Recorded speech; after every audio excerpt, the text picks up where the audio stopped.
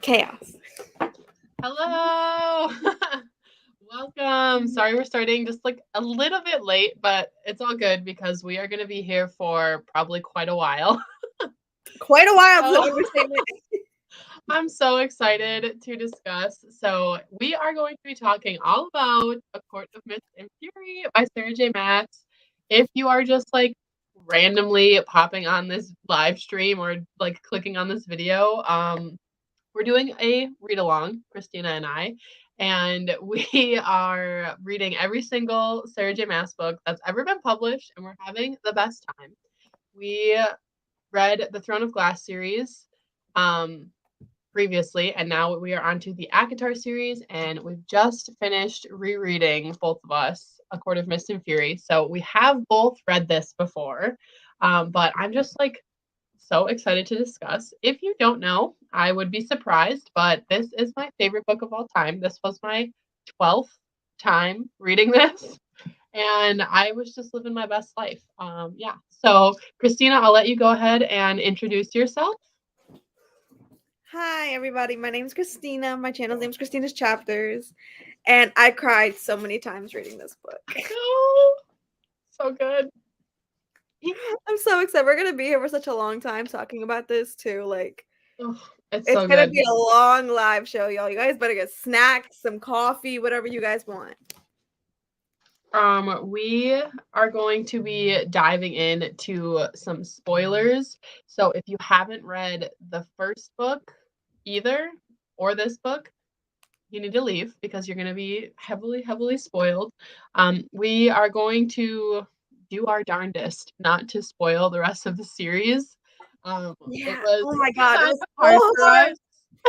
Oh, my God. ACOTAR was so hard. ACOTAR was really hard not to like say spoilers because like we knew where it was gonna end up and like who Feyre was gonna end up with. But yeah, so we're not gonna talk any spoilers for the rest of the series. But if you haven't read A Court of Thorns and Roses or A Court of Mist and Fury, leave now. So I see Lachlan. Hi with the leg. The leg. I love it. Hi, Rachel. Hey, Hello. So glad you guys could all join us. So yeah, normally we start this with our rating. So you'll not be surprised that I gave this 5 stars. If I could give it 1,000,000 stars, I would do that. If I can give it 10 stars for every single time I cried, it would be 1,000 stars. I swear to God. Like, Yeah. I cried out of just pure joy. I cried over like hatred moments. I cried over just like pure heart-wrenching moments. Like, I have never cried so much in a book to the point where I am actually like debating if I love this more than ACOMAF. Ooh. Like, Ooh. it's in the running to being my all-time favorite Sarah J. Maas book. Yeah. It's my favorite book of all time. For sure my favorite I've never Sarah J. Maas. annotated a book so much in my life. Yeah. Oh, you can't even hardly see mine. Like, there are so many tabs. I went through 3 tabs. Like 3 sets of tabs. Yeah. I've never, and mind you, I read most of this book today. And by most of this book, I mean like I read almost 500 pages today. This is the only book that would only allow me to do that. Okay. Like, how? And mind you, I was trying to listen to the audiobook at work yesterday and I just couldn't do it. I'm like, no, I need to annotate. I need the physical book in my hands. I can't do this to myself. And like, I want to do a reread of a whole, like, because I have 3 editions of ACOMAF. I want to do another reread where I can take my time with it and like actually do, because I want a whole entire new annotation system. The annotation system that I used in this is kind of like the same ones that I've been using for all of them. I want a whole new annotation system for the next time I reread this. And I'm so excited about that. Yeah, I added, so when I reread this earlier this year in like May, I added 3 new tabs to my tabbing system. So I'm at 10 tabs. And as I was reading this, I was like, I could go for another tab color too. Like I've got some other things. So I might end up whenever I reread again, I might add new tabs. But like this is where I put like my tabbing system. I have no space. Like I'm gonna have to put it like over on this side and then I have to cut off A Court of Mist and Fury. Yeah, I've got no space to add new tabs, but like I need new colors. Yeah. So let's just dive right in. Okay, let's dive right in. So spoilers. happening now. Oh, I wanted to show before we start my Bat Boys t-shirt that says, "High Lord, the Night Court," and then it says the quote from A Court of Mist and Fury that says, "I would have torn apart the world to get you back." So this is from Blossom and Book. I just got it like last week, I think, and I freaking love it. I just wanted to show that because I just placed an order on Etsy for, I think it was like 10 Sarah J. Maas bookmarks. It was like a huge set of 7 bookmarks for Crescent City and Hosab, which we all know I love and I've already read 3 times this year.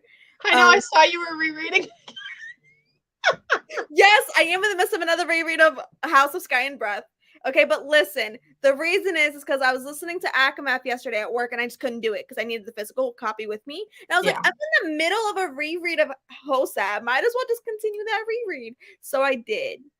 And I'm still listening to that, which I'm having a really good time with, by the way. But let's not get into that So yet. good. But I placed a huge order of Crescent City ones, and then I placed an order for ACOMAF. It's a magnet bookmark of Nessa and Cassian. Nice. And then it's then you have Feyre and Rhysand, the other one that I placed an order for. I love it. I love getting merch. It's so great. Oh, and I have, in case I get cold during this live show, Oh my god, this sweatshirt Christina got for me that says, "My heart belongs to the Night Court," and it's got the sigil with the bat wings. I have yet to get myself merch, like Sarah J. Maas merch. You need it. I have it in my Etsy cart, but my freaking I'm so mad. So I was gonna order it yesterday, but my debit card got hacked into. So I don't know. So I can't spend any money at the moment. That sucks. But I'm gonna show you guys the one I'm gonna get though, because you guys have to see this beauty. We'll get to the book in a second. This is just strap in. This is gonna be probably our longest Sarah J. Maas discussion. This is Sarah J. Maas related, all right, y'all. Athalon. Oh, I love it.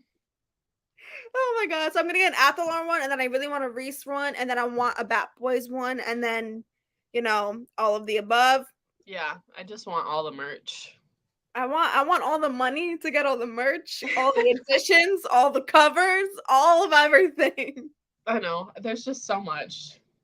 I have to pace myself. Like I get a little bit here and there, especially if it's like limited quantity. Like these like sold out and they're not available right now. So it was like that had to be like a get right away. Yeah. The things that are like consistently available, like those I can pace myself on. Yeah. Also, Hannah, you beautiful soul. I cried when Rachel opened your gift to her. I cried. I was at work tearing. I was like, I cried oh my too god, watching her open it. She's so precious. God. I cried. I was like, I have never seen something so sincere from such a good souled, hearted human being. Like I like just had to give Hannah her moment, because if you guys don't know, it was probably the best gift I've ever seen gifted to anybody ever. It was so unreal. Rachel. Yeah, she's not a human, y'all. She is a pure angel, okay? She is an angel. She is giving Hunt a run for his money, okay? I love that. I'm like so awkward. I don't know what to say. I'm just like, it's okay. Me and Rachel just hype you up. Also, yeah. My couch is such a mess, but we're gonna ignore that. It's okay. No, you're good. I love it. I love the chaos. Okay, let's dive in. Because we got a lot. Spoilers ahead, y'all. We left off in A Court of Thorns and Roses after I saw it. Okay. Stop. So we left off when Feyre completes the trials. She defeats Amarantha and is killed, is turned into Fae through all of the High Lords giving her a kernel of their power. And everything seems like it's, getting better. And, Feyre goes back with Tamlin to the Spring Court, and she has like this one little moment with Rhys where she's like, in the end, he didn't really seem like an enemy, and like he's talking to her and stuff, and he's ready to go home. And then he looks at her and has this look of shock on his face, and then just disappears. And then she just goes to the Spring Court, and that's where that book ends. So if this is your first time reading it and you're like, why did he have that look of shock? You find out why. So we open in A Court of Mist and Fury, really diving deep into Feyre's mental health and like her PTSD from being under the mountain, her depression, and like her trying to deal with the turmoil of what she had to do to get through those trials. And it's just like it starts off with like such a heartbreaking line too. The very first line, maybe I'd always been broken and dark inside, and you're just like, oh no, my girl Feyre, she's going through it. Take my heart and soul. I know. Just take my heart and soul. So she's very clearly struggling, and there's a lot. I'm just gonna if you're here, you've read the whole thing, you know what's going on. I'm just going to point out all of like the foreshadowing little bits that I was noticing every time I would reread. So literally you notice it if you go back and read A Court of Thorns and Roses. There's a ton of foreshadowing basically leading up to like I did not. Feyre is going to be with Rhys. Yeah, because the last reread that I just did for ACOTAR was the first reread of ACOTAR that I've done since reading ACOMAF. And oh my god, the foreshadowing is genius. There's so much, and it's so subtle that like you don't even like realize it. You really got to be a detective in the first book to be like, oh, that makes sense. Because once you realize, you're like, oh my god, Sarah planned that out and made it so obvious. It was right there. So obvious. But yeah, so on page 6 of ACOMAF, she's like throws up, she's struggling, she had a nightmare, and she said like after she's done heaving, she goes to the window where she could see the night sky, because that's like what helped her like feel like she was out from under the mountain. And just that, like I'm just like, oh, because the night sky, because she's gonna be in the night court. So but yeah, every little thing I'm like, oh. So she says here too, like even if Rhys at the end, even if he hadn't been exactly an enemy, so we get to see her kind of be like, oh, you know, he's not really all that bad. Like he seemed like he maybe was an enemy, but you know, after what we went through in ACOTAR, we see a little bit more from him. And then obviously when we get this book, we see his other side that was all a mask. So Hi Jan. Don't stay. Has she read it? She has. Okay, I couldn't remember. Yeah, she's read ACOMAF, but I don't know if she finished ACOWAR. I think she did. I think she did. I think it took her a while, but she did. Because now I'm not sure if she read A Court of Silver Flames either. But that I know. She has read this. I just forget. I know she hasn't read ACOSF yet. Okay. I think she was waiting on the paperback to come out. And then I think it just came out. Because I think she has the paperback. Because I got her the paperback edition of ACOMAF. Because I think she had the paperback edition of ACOTAR. Okay. So, gotcha. Yeah. Okay. Rachel says, this is my third reread, and I just noticed night foreshadowing in the very beginning. Yeah, there's a couple times where she talks about it's kind like of the everywhere. night sky. Yeah. Like it's kind of everywhere. And like the stars. Yeah, where she talks about all that. And every single mention now, I'm just like, oh my god, it's so and I good. know I missed some of them, but I'm just like, I couldn't believe how many I saw. And I mean, even if you go back to ACOTAR. Yeah, there's a lot of foreshadowing in the beginning of it. She paints the night sky. Yeah, and that I love that gets brought up like later on. Yeah, I love it too. Pointed out. So we'll talk about that when it comes to it. But yeah, like that foreshadowing from the first book is just so good. By getting these from the library, and now I'm hunting for my own because I know I'm going to want to reread these. Yeah, absolutely. You need your own copies. Yeah. You're going to want to reread them. The set, I think if you get the box set off of Amazon, it's not that bad. Yeah, if you get them as a set, it's pretty good. And Pango Books, if you've not used Pango has a bunch of editions. People, I don't know that you'll be able to find like the original covers. Yeah, I don't think you can find these. Because They're just like really expensive right now because they're out of print, but you can find like the new covers. Yeah, those are people are reselling paperbacks, hardcovers, whatever you want. So check out Pango Books if you want that. Oh, the reread just hits different. Like you just notice so many other things. But yeah, the little things are the best. I am curious for those of you watching that this was like your first time reading these. I'm curious as to how you felt about Tamlin, because Christina and I were trying to hold back in our ACOTAR live show. I hate him. I hate him. Okay, so that's a tab I want to add the next time I annotate. But every time I say I hate Tamlin, I'm on a tab because there are so many in here. I hate him so much. Like with literally on page 8, he ignores her when she's like struggling. She's like, I don't know if he could tell that I was like got up and having a nightmare and was throwing up or whatever, but he didn't move. And I'm like, you bastard. Literally on the first page of the first chapter, y'all, I already hate him so much. Yeah.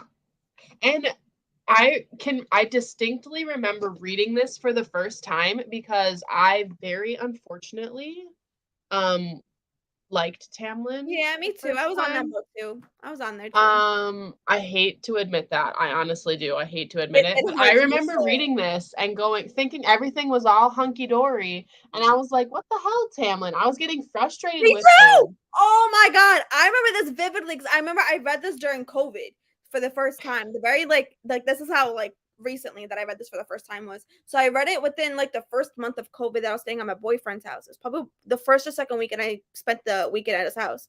And I remember vividly ignoring him the entire day because I read this book in a whole day and I did not speak to him and he was mad. But anyway, I remember being in his room and yelling, "What are you doing?" And he came in. He's like, "Nothing. You're the one reading." And he got mad at me because I was yelling at the book, but he was mad because I wasn't giving him attention. Oh. And I was like, and I kept yelling, "What are you doing? What are you doing?" And then he screamed from the kitchen, "Nothing. I'm not doing anything." You're like, "I'm not talking to you."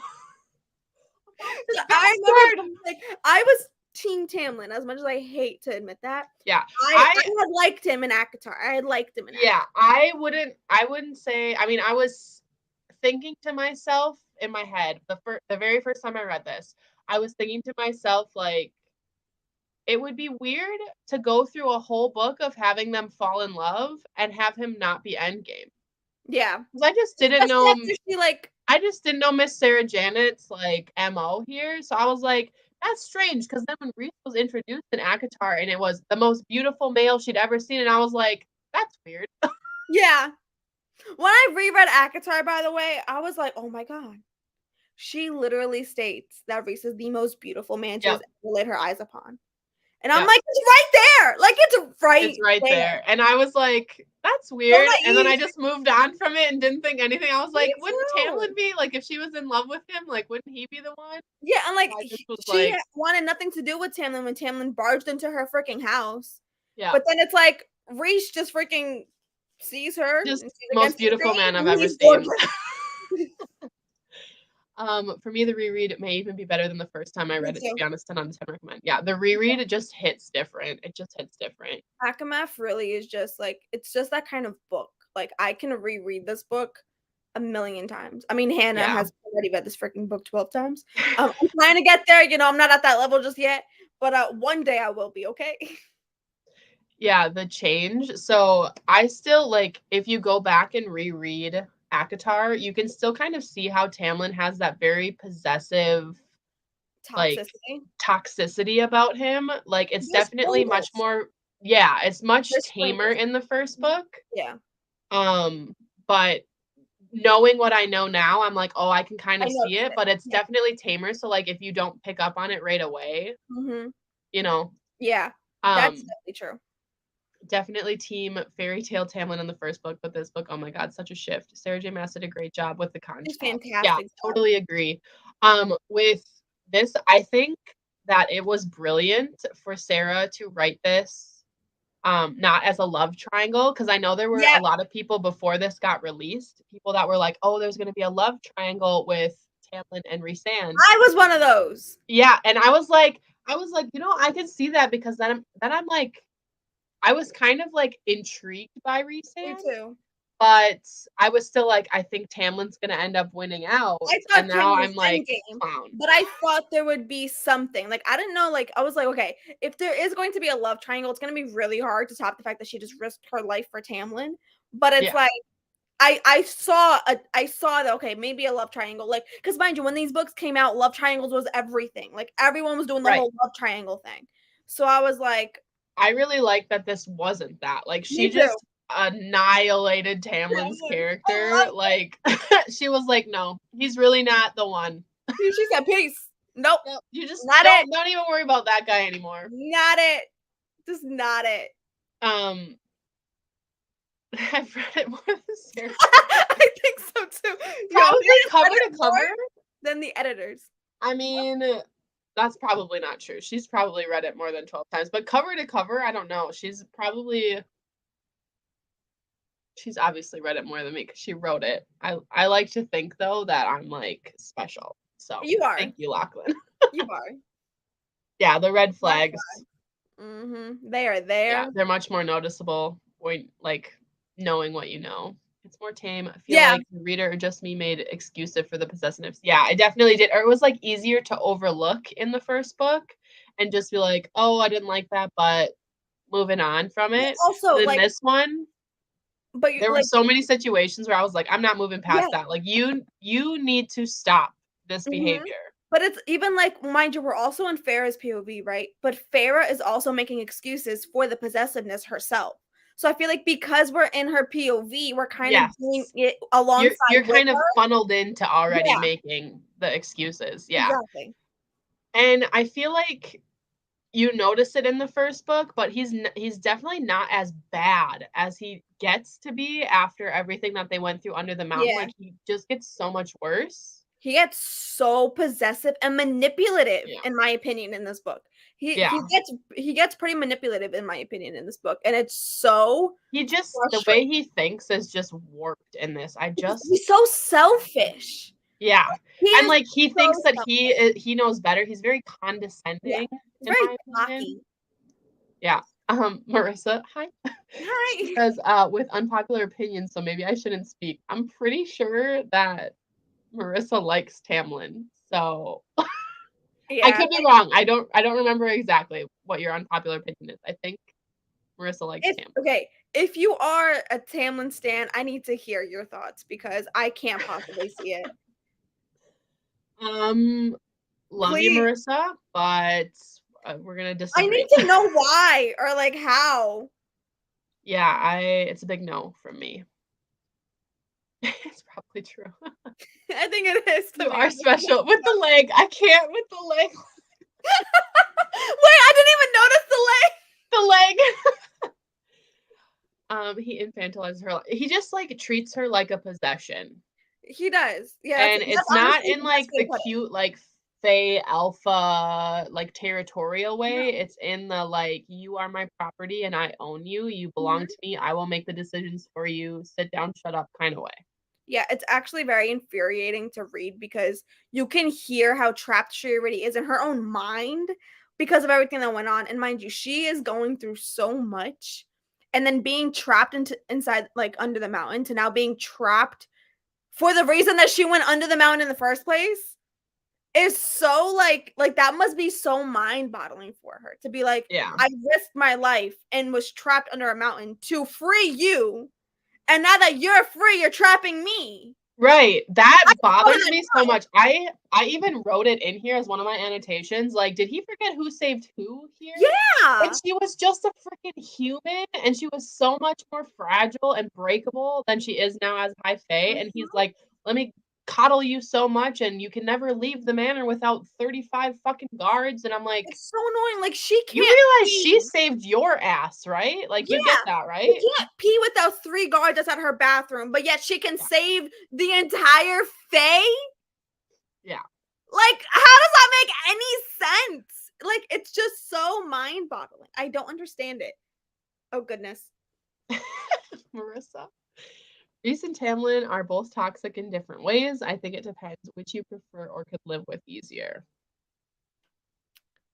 Please explain. 100% would choose Tamlin over Reese. Doesn't mean Tamlin isn't flawed. Tamlin is kind until he locks her up. He should have spoken to her, but he's trying to protect. Okay. So I feel like we'll get to parts where we're gonna bash on Tamlin. Yeah, But very especially hard. towards the end, like him locking her in the house is when I really started to hate him. But by the end of the book, I'm like gunning for his blood. Like I okay, don't want him to survive this. I have never ever said this in a book ever till I read this book, okay? If she kills Tamlin off, I'm okay with it. Oh yeah, I think that all the time. I'm ready for people. I don't feel sorry. Yeah. I'm like I'm always gunning for like somebody to die. I'm like, just die already. Just die. I don't know what that says about me, but like, hey Kim, thanks for joining. Okay. Right? Because like here's my thing, right? Here's how I'm going to do this, okay? I hate Kale. Can't stand Kale from Throne of Glass, right? Don't like him. Do I want him to die? No. No, I don't see any need for him to die. Tamlin can burn in hell, okay? Tamlin, and I don't like Kale. That is not a secret. I don't like him. Do I want him to die? No. See? No. But and see, like my dislike of Kale is very well known. But Tamlin, like I hate him. Yeah, I hate like I don't want him to have anything. Yeah, there's just something different in Tamlin because so here's what really started pissing me off even when I first read it. Okay? The fact that he has like superhuman capabilities, right? Like he's a high lord. He is Fae, right? And he doesn't hear her throwing up every freaking night. He can't Yeah, know that was every irritating. single day. You can't see the toll that's actually like being onto her. Like that's what bothers me because I sleep by my boyfriend every night. God forbid he gets up to pee and I'm up. And I'm human and I'm 4'9". All right, like he is superhuman. He's Fae. How do you not know that? Like I just don't get how you can be so oblivious that you don't see the love of your life puking her guts up. Marissa. Prefer a strong protector over a man who swoops in and steals her without her consent. Just sorry to burst your bubble here, but Tamlin literally does that at the end of the book. He tries to steal her away without her consent twice, in fact, and says, Feyre, come, as if she's like a dog to be summoned. Not even that. He just says Feyre, and then I'm gonna blow a hole right through the side of that. And not just that, but at the same time, Reese did not technically get Feyre until she was begging to leave her own wedding. To be fair. Yeah. He left her, did not use that bargain for, I think, like 3 months? 3 months. And then she is at the wedding, begging someone to stop it. She even steps back. Everyone sees her hesitation to saying I do to Tamlin. And here he comes.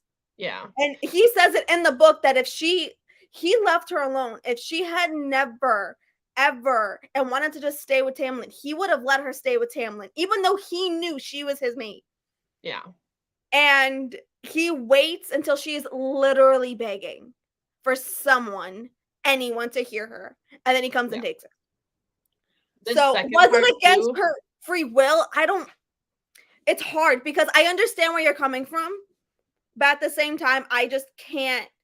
I can see why Reese did what he did with so much more, not leniency, but actual clarity compared to the way Tamlin does it. He's just better in every way. So. Yeah, Tamlin does it for his own good, where Reese does it for Feyre's own good. Reese does everything for Feyre, by Feyre, with consent from Feyre, no matter what.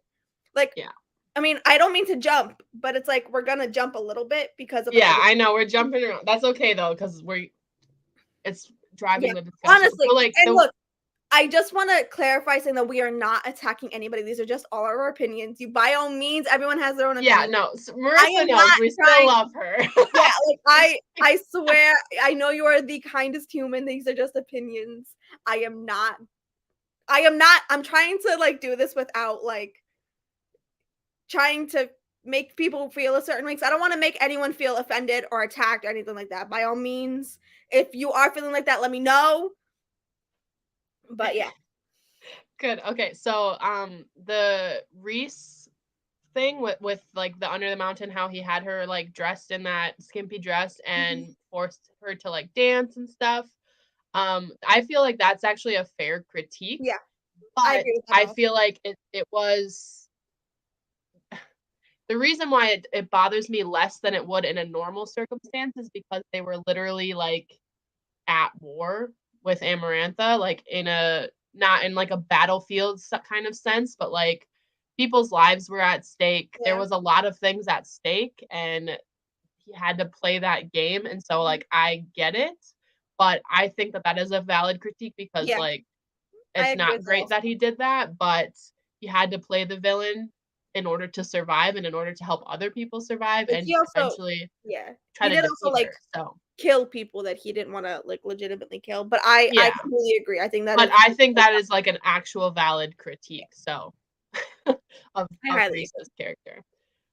So Lachlan's saying when Tamlin threw that anger temper tantrum and harmed Pharaoh because he lost his temper, I wanted to jump in the book and burn his eggplant and hands off. Yeah. Yeah. So we get to this scene where Tamlin so basically this is Pharaoh trying to tell him how she's feeling, and she finally expresses it and says like, I feel like I'm drowning, you need to let me live, you cannot keep me like trapped here, like I'm drowning. And he just like explodes, and if she didn't have like the instinct to protect herself there, he would have really hurt her. If she was So still human, she would have been like. yeah, to me that's like a very abusive thing, like that's it's not just like he got all mad and upset or something, which is still in itself emotionally abusive, but like him throwing a temper tantrum because she told him how she was feeling is manipulative and abusive. Yeah. So, yeah, really didn't like that. You would, Oh Marissa, you God. would. Oh God. Here's my thing. You Okay. can have him. At He's all yours, babe. Cammy loves Kale. Loves Yeah. Kale. She hates Tamlin. So um, at least, Reese can take a long walk over a short period. That's fine. He can fly, so yeah, he has just wings. fly away. He has wings. It's okay. Tamlin and Pharaoh should have talked, but Pharaoh puts all the blame on him. Tamlin had trauma too. They both pushed each other away and shouldn't have. Yes and no. Yeah. Yes and no because Pharaoh was human. I think that she tried to talk to him about it, and He one, he just threw the doesn't. temper tantrum, and two, he would just like shut her down and say, Yeah. "No, you're not doing this." She said, "I want to go out to Yeah, I was the gonna say the same village. thing. I She want would to do ask. this. Please let me do this." And he just like shut She it down made. and wouldn't talk Yeah, to her. So like that's a little bit more Pharaoh. on him.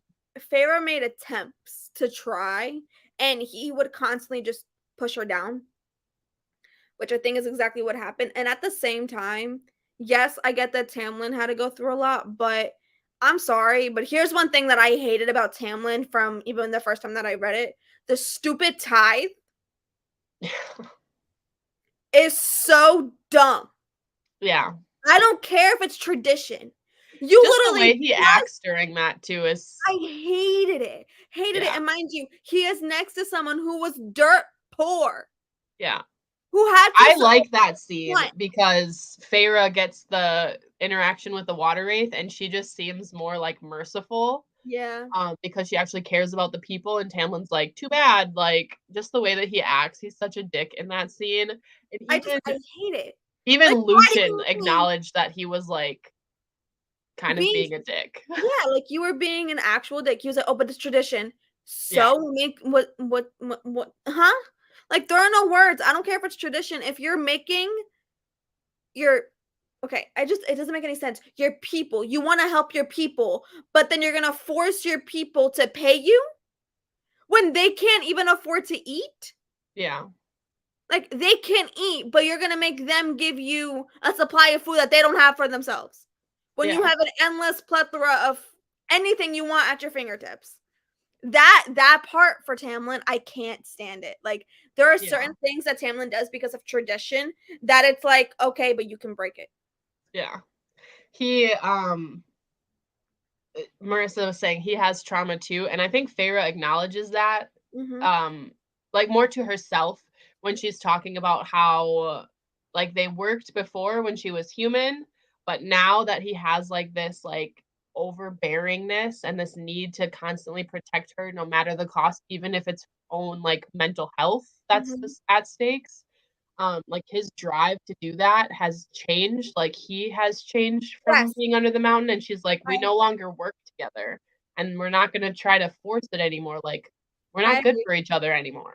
I do agree with the fact that, like, I can't even imagine how it must feel to watch the love of your life die and have their neck snapped in front of you after they just risked their life for you and to free you and your human and, like, your fae and everybody. That must play a serious toll, but at the same time, he doesn't even try to listen to her, which gets very frustrating because it doesn't matter how many times she will constantly tell him, like, I just want to go outside. I just want to be able to sleep without guards outside my bedroom. Like Yeah, she just tries like for little things. It's not even like she tried to do something huge at first. And it's right. like he was so overbearing and he just wouldn't really compromise with her. It was either his way or no way, Yeah, which becomes repetitive because it's frustrating. yeah. Reese does it consistently and everyone acts like it's okay, and this is all good fun. I love hearing these opinions. I'm we're, like, back behind in the comments, so, like, what does he do consistently? What are you talking about here? Like, does the dancing thing consistently? Is that what we're still on? I think so, probably. Okay. Because, like, for that, like I said, like, he has to play that Play a role, part. and I'm not excusing it. I was a little bit going to, but I get that that's, like, Yeah. a valid No, thing yeah, to that's critique. a completely I think, yeah, everyone acting like it's okay. I think it's, like, the situation yeah. more than just, like, the fact that he did it. It's not so black and white. It's not something to It's defend at the same time. I we had to have someone, I guess, that was a Yeah. Tamlin But I mean, supporter. I like it though, because at the same time, like, I mean, obviously Tamlin sucks in my eyes, but the fact that No, you he can just see past sucks. that is just like it's kind of it's so wild in my brain because I can't possibly see the reverse. Like, I can't possibly see someone being able to defend Tamlin, in my own opinion, my own eyes, after reading this book because Reese is so much better. Yeah, it's just significantly better. But at the same time, I do think that Reese and Farah, since even they were under the mountain, have had a different relationship than she had ever had with Tamlin. Even when she was under the mountain and he was like helping her out, even then, like you can spot like there were like little things in between them that just destined them to be together. Yeah. Yeah, I think we talked about this, like, it's the situation Yeah. that they're Deep in down, versus it's not like he's just doing it just for funsies, like, yeah. he does talk about, like, what his reasoning was Mhm. behind that, like, how he wanted to help Feyre, but he couldn't be seen as merciful, Mhm. otherwise, they like, Amarantha probably would've killed her Yeah. or punished Reese somehow, and he was, like, playing that game to help Yeah. Feyre, um, when even, like, when he's supposed to be, like, working with Amarantha or whatever, Mhm. so I think it's the situation. I don't think that's as black and white as people make it. But I'm not saying, like, "Oh, yeah, this was great. I'm so glad that he did this." Like, I'm not Yeah, no. saying that, but I don't think it's There is no excuse to black and it, white. but I understand the thought process that Reese went through as it was happening. But at the same time, I agree. I don't think there's an excuse for it. I think it was still wrong. Yeah. I know it's a live show for book 2, but all I'll say is that Reese gets worse throughout the whole series, Tamlin gets better. Wholeheartedly disagree. I disagree also. Tamlin gets worse. I think Like, that's worse we're also. not there yet, but, like, There's the one scene where I'm like, you can die. Don't Yeah, care. there are I multiple. hope you explode. Yeah. We love you. She knows. She knows. This is pure love, y'all. I swear this is all love, but this is just different opinions that you don't see very often because the majority of people are Team Reese, but yeah.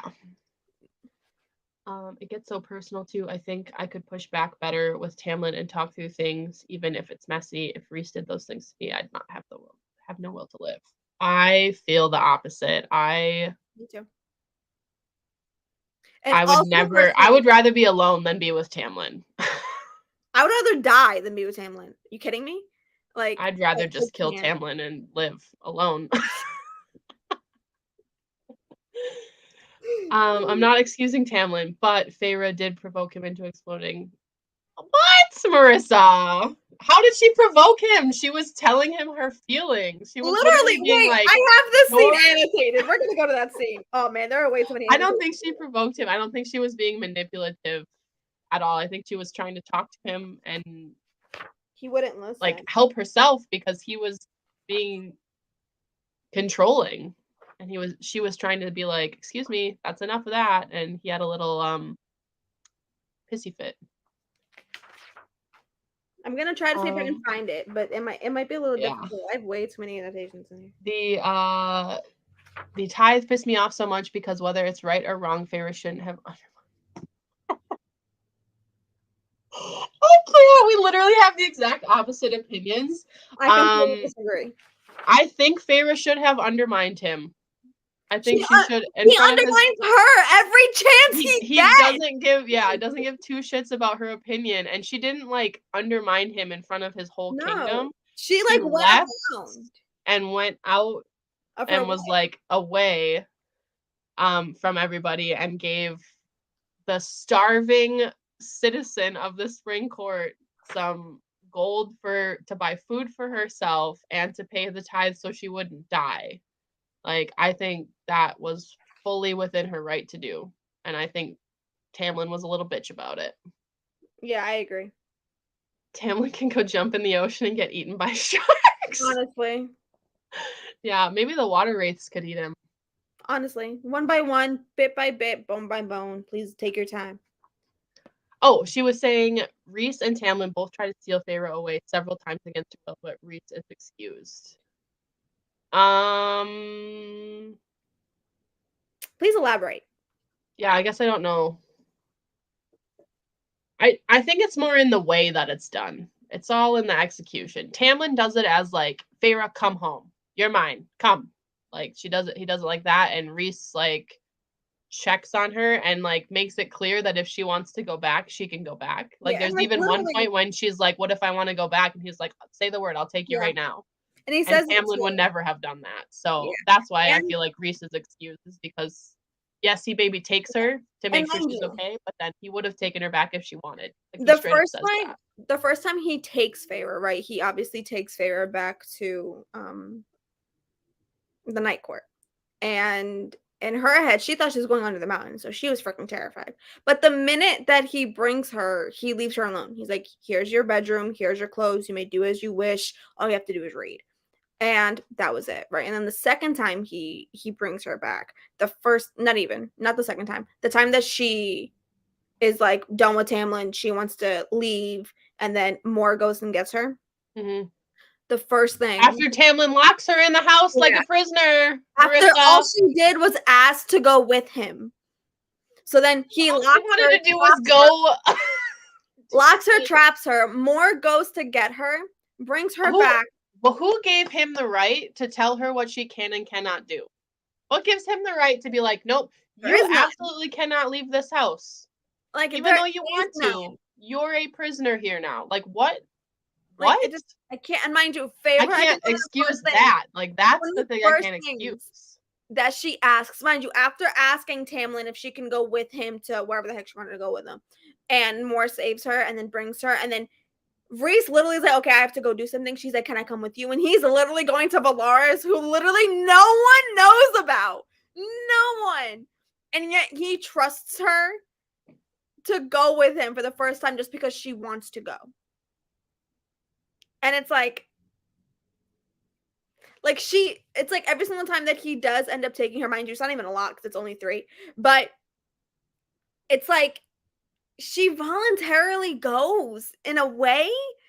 It may not be 100% voluntary, but at the same time, it's like subconsciously voluntary Yeah. because he takes her when she doesn't want to be there. Like, all the frustration. I'm just here to ruin the live show, apparently.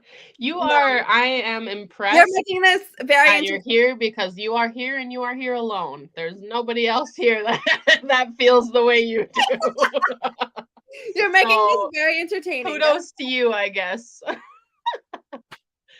I love how Reese could see how she was suffering and helped her to heal on multiple levels. Yeah, I think like him, how he showed that he cared about her and wanted her to heal and was there for her. I really like those scenes. Reese's excuse wasn't good enough for me. It's too humiliating and something I'd personally never recover from. I could understand that. End of the day, it's Sarah J. Maas not giving Tamlin a redeeming character arc after time. Yeah, he doesn't need one. He doesn't need one. I'd rather die than be with Tamlin. Because I feel like you would just suffocate. No, it was her plan. She provoked him on purpose so Reese would come and save her. That's not. I don't think you're thinking of the right scene, because that's not that scene. No, because no. she didn't go to the night court after that. No, this was before the wedding. Was it? I think so. It was No, it was after their first visit, because he talks about like, oh, I felt the spike of fear. Oh, that was after she returned. Yeah, she returned and she was talking to him about it, and he exploded. But then she stays in the spring court after that. Like she forgives him or whatever. So I don't think that's the right scene that you're thinking of. How could Tamlin justify citing Amaranth as boss to subjugate and kill off the humans and take over the Fey realm? Yeah, that at the end. Yeah, that's a good point. Yeah, that's like that was the tipping point. Like everything up until then, I'm like, I just don't like you and you don't deserve to be together. Yeah. By the end of the book, I'm like, I literally hate you. I hope you die. Yeah, he just I can't. He is something else. Yeah. Just finished ACOMAF a week ago and this live chat is making me want to start the series over. Do it. Do it. Fully support this. Start it over. We have both read multiple Sarah J. Maas books multiple times this year. Because you've read ACOMAF more than once this year. Yeah. Yeah, and I've read Crescent City twice and Hosep the 3rd time now. Yeah. So yeah, we fully support rereading series here. I understand he had to be the bad guy in this book, but he's just the bad guy in general. He is. Like, I mean, he doesn't need a redemption arc. I don't think he deserves one. To be honest, even in ACOTAR, when you reread ACOTAR, I didn't like it from the beginning. Like from the very beginning, he takes her away against her will. So it's like, I can't. He irritates me. Yeah, I don't think he deserves it. This is rich discourse. Just goes to show how much this book impacts people.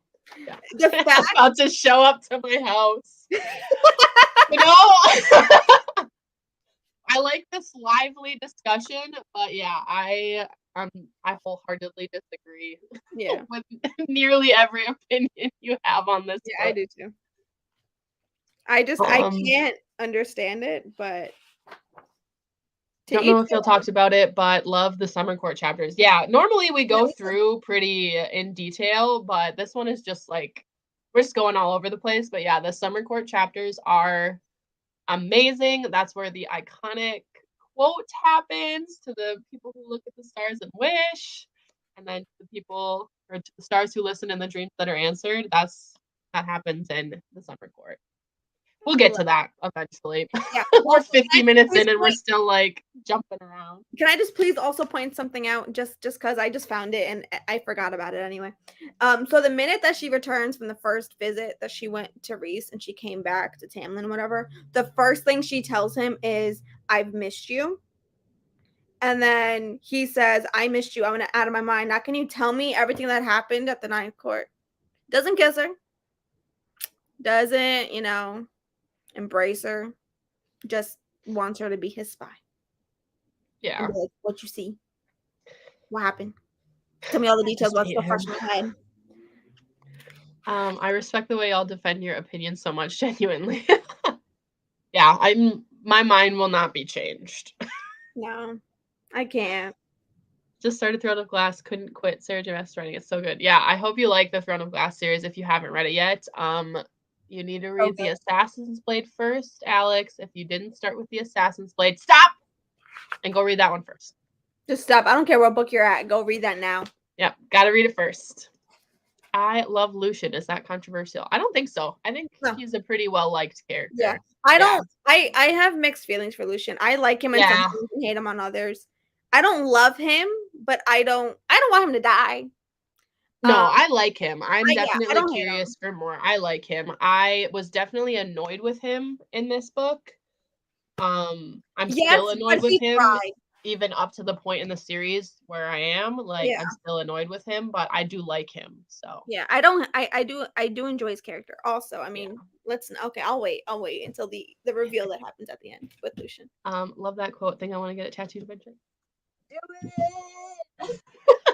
I have been dying to get it tattooed on myself, but I'm too much of a baby. I don't have a single tattoo. And I really want to get a bunch. I want to get lighted up so bad, tattooed on myself. Oh yeah, I want to get a crescent moon for the Crescent City series.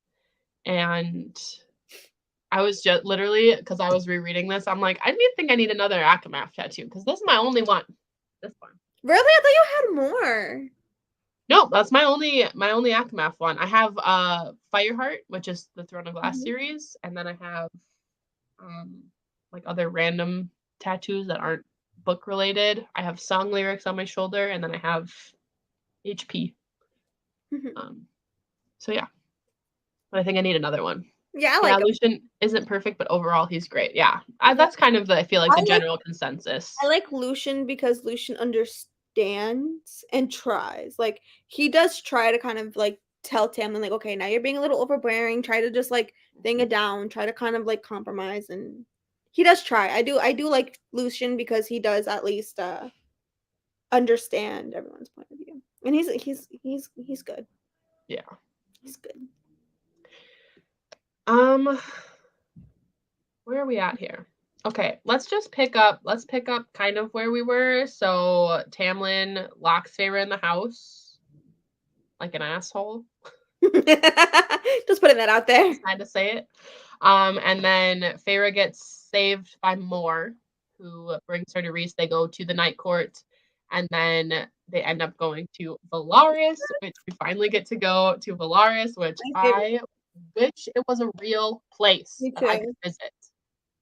It's just the most magical place I've ever read. Sounds incredible. Like it sounds like a dream, which I know is like kind of like it's so magical the way Sarah J. Maas writes Valaris. Like, it sounds like such a peaceful, unrealistic place. Like, it's so crazy to think about it in my head, because in my head I have like a whole picture about how Valaris looks in my head. I do. Like, there's a whole picture in my head, and if you ruin that, there's a lot of good fan art for it too. It's just so beautiful, and the way she writes it, like, it's so like I can picture it so vividly in my head. Like, it's so detailed. She does such an amazing job writing it, but it's such a beautiful place. Then we get to meet the inner circle. So we get introduced to several new characters. We kind of met Mor at the beginning, but we really get to know her more at this meeting. Amryn, Az, and Cassian. So I just love them all. But that scene where they're all meeting her for the first time and Feyre like snaps at Cassian or something, like she's like, how the hell did you manage to not like get killed this whole time? Like, it's so great. Their banter, all of their banter is so good. Yeah. So then that's when Feyre decides that she's going to work with Reese to help stop this war, this impending doom coming from Hybern. Mhm. And we get to go to the prison to meet the Bone Carver. And that whole scene, so first of all, she goes to the prison, which is in a mountain, and can't do it. Like, her PTSD is like, I can't go back under this mountain. I'm sorry, I can't do it. And then Amryn, who is frequently described as just like being this, like, doesn't have like a ton of emotion. Like, she's kind Mhm. of, she's like a fire drake or whatever. Like, she's supposed to be this all powerful creature. People are like scared of her. And she goes to Feyre and gives her an amulet and says, "This helped me get out of the prison the first time, and it'll help you get out so you won't stay there." And so Feyre's like, "Cool, thank you for that. I can go now." And they go to meet the Bone Carver. And like, after all of that, she gives the necklace back to Amryn, and Amryn's like, Yeah, "Oh, there's it's nothing just special. like a random necklace. Like, no big deal." Like, it wasn't anything. And And then Feyre's she's like, like, "But then "Oh, why did Reese look at it?" She's like, "Well, he gave it to me 200 years ago, so he was yeah." probably like, where'd you get that from?" But yeah, so they go to the Bone Carver, who, although like is this like guy trapped, this creature trapped in this prison, seems to just know about fucking everything. Everything. And he's asking her all about what it's like when she died, because he's like, I've never talked to somebody who's come back from true death. And that scene, let me pull it up. It's on page 196 I have written down. So that scene where Feyre has to like tell him all about Her death. dying, and he's asking her all of these questions, like, where did you go when you die? Was there like a light, no other world, all this stuff? And they're trying to get answers from him, and she says, like, I offered up another shattered piece of me. And she's doing it like, she keeps confessing these like emotional things, and Reese is standing there. And of course, like, eventually we know Reese this whole time was her mate. So he's like listening to her talk about all of this, and he's like, she says like she sees like something like devastation on his beautiful face, but then it was gone in a blink, like all this stuff. And then she's talking about how she felt her neck break and like Yeah. felt herself die.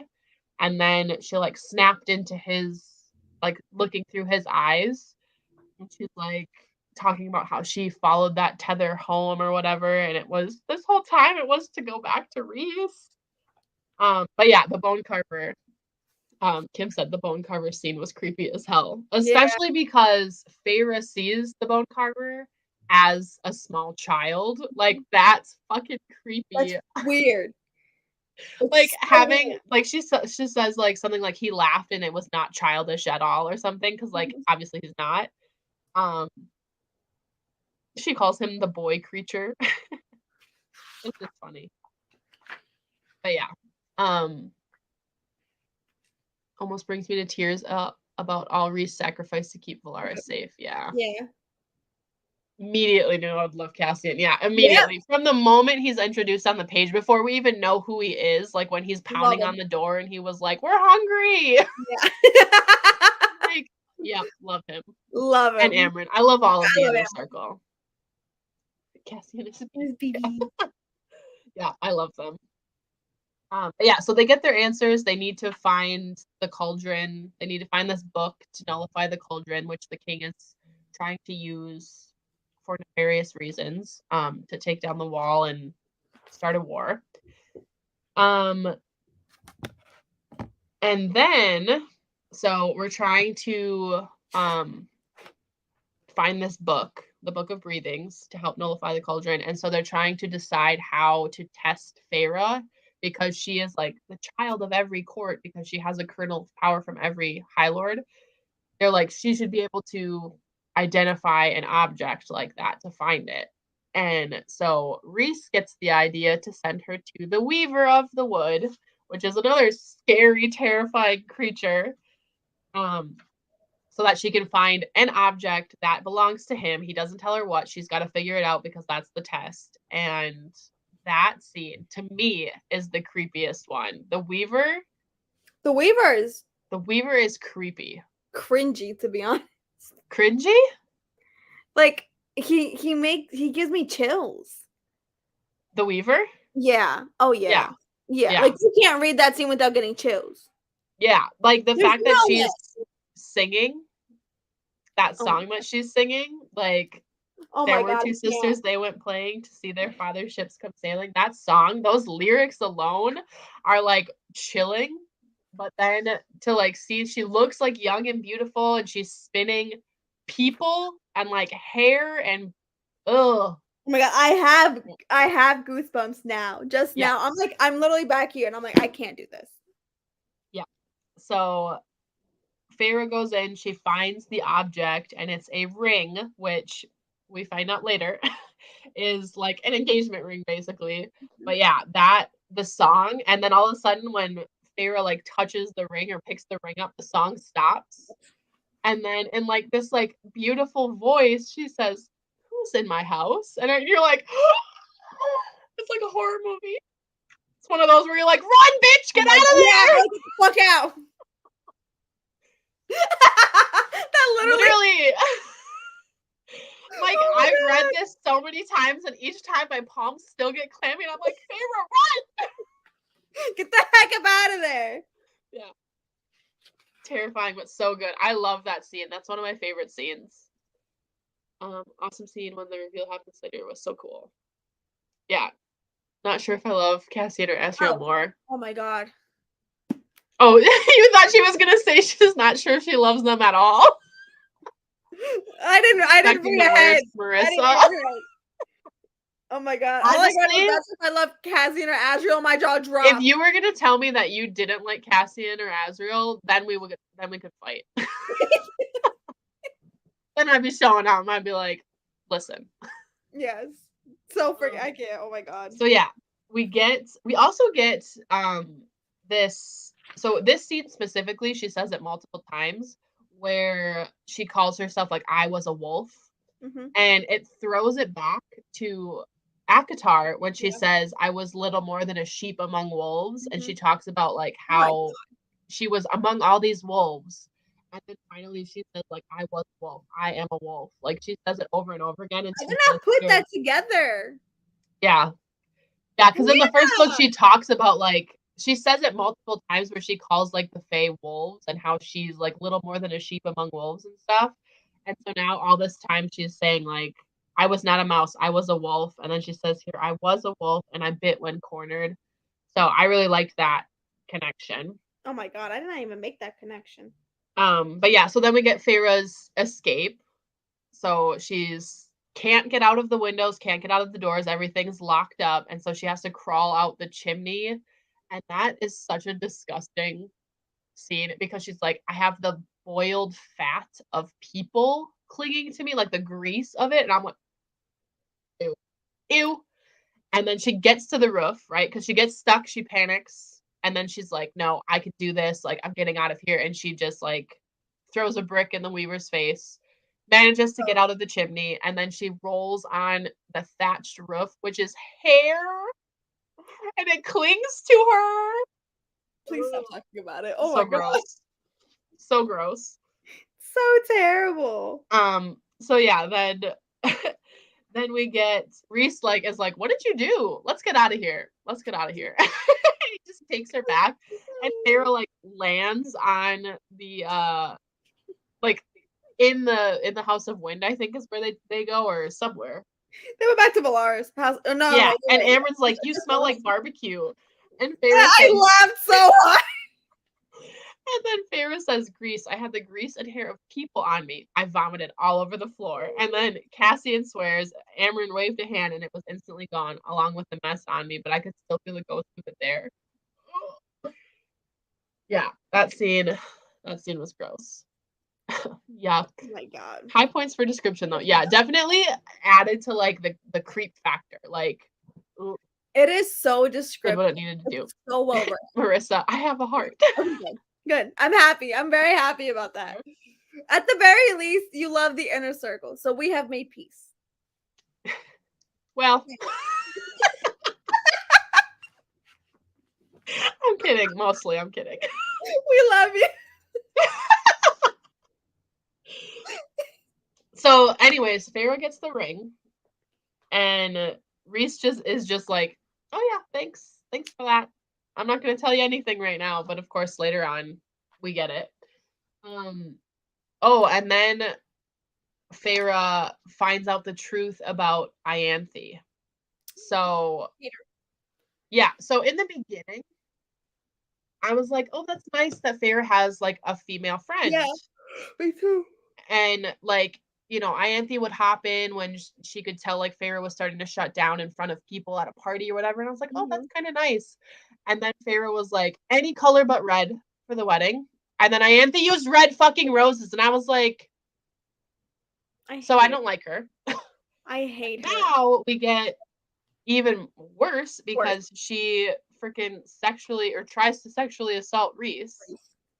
And is definitely harassing him and is like, you know, oh, we would make such a good alliance. Like, I can make you feel things you never felt. And she tries to like grab him, and he's like, all right, you realize who I am, right? And just like breaks her arm and her hand and throws her out. And she's like, you'll regret this. And he's like, okay. But yeah, we get that disgusting scene where she is gross. Yeah, really hate Ianthe. Yeah, me too. She's the worst. At least we all agree that Ianthe sucks. I thought the same. I thought I'd really like Ianthe. At first, I was like, "Oh, that's nice," and then she did the red rose thing, and I was like, "Okay, I really don't like her." She did that on purpose because that was Feyre's one fucking request, and she looks like a fucking cupcake on her wedding day. She just said no red, and what color does she choose? Fucking red. Yeah, I was so pissed. Yeah, she's disgusting. Ianthe is a sexual predator. Yeah, she's gross. I hate her.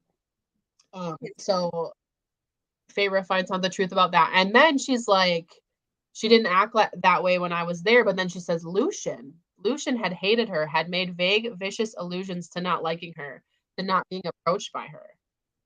And then she's like, had she pursued him like that? Had he been forced to say yes because of her position? Like, she's getting all this, like, she's getting all this because she sees, like, how Ianthe really is. I think subtle mind games. Subtle mind games. Yeah. So yeah, we get the truth about Ianthe.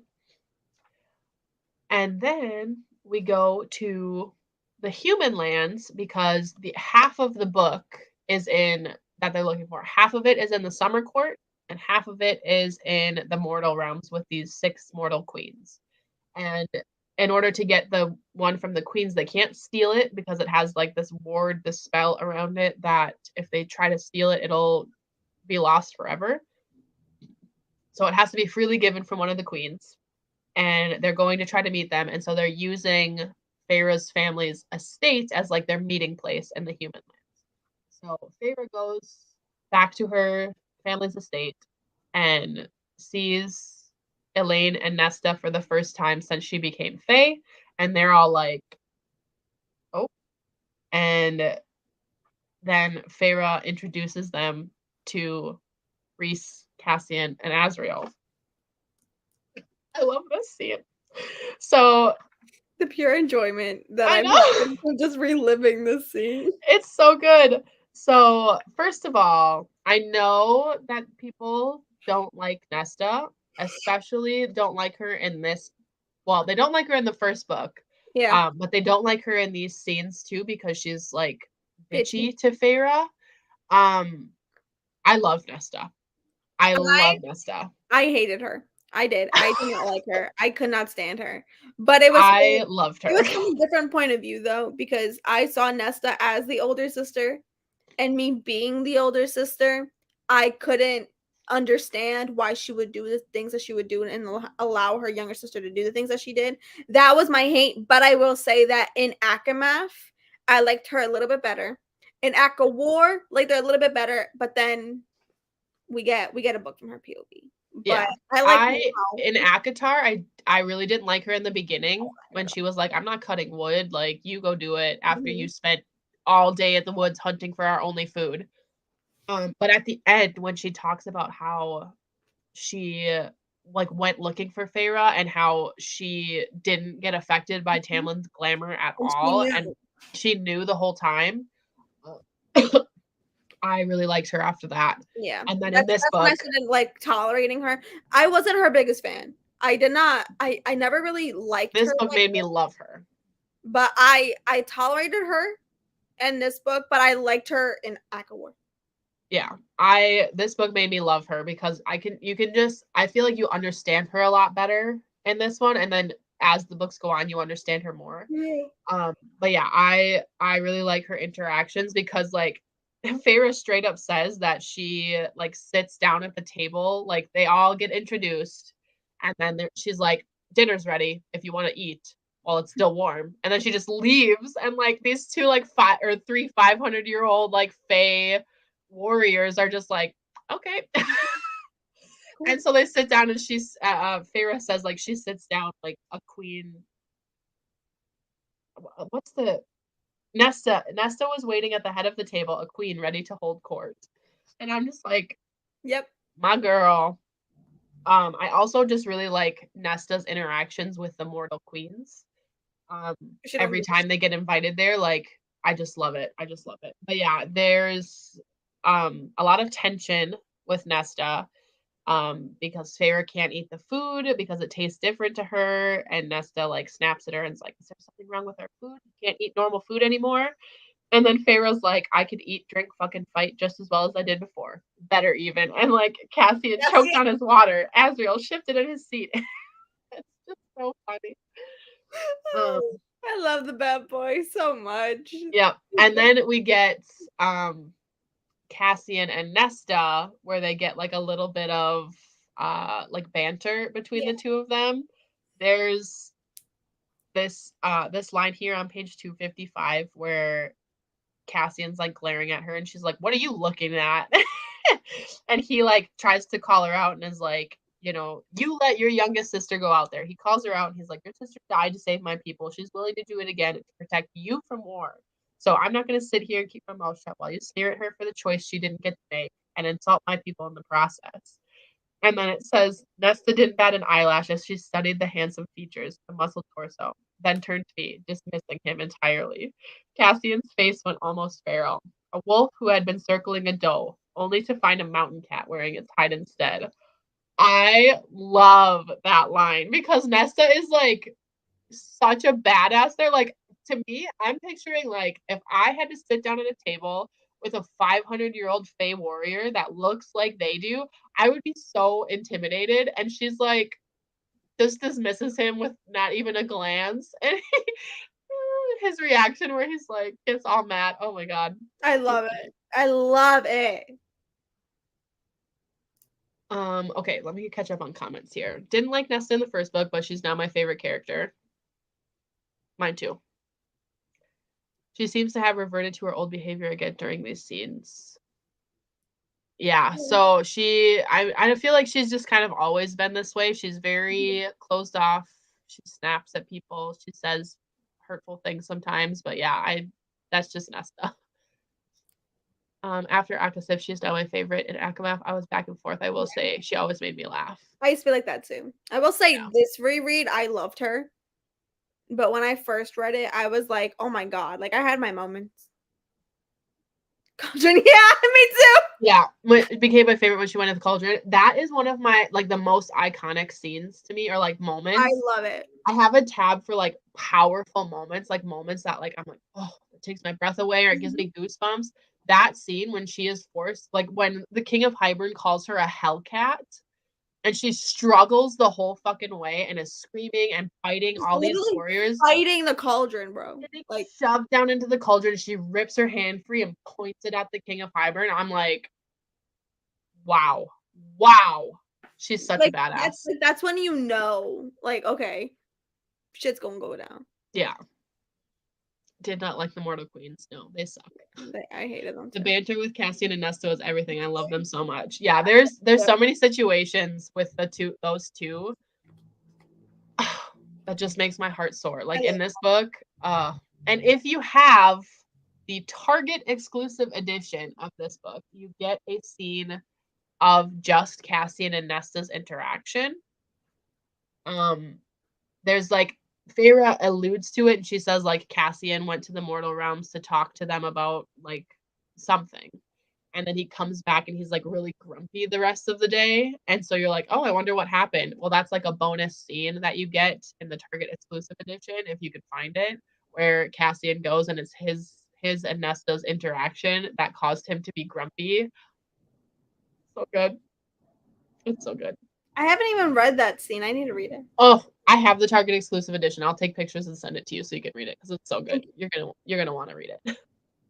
So yeah, I love all the Cassian and Nesta interactions because their banter is just everything. Yeah.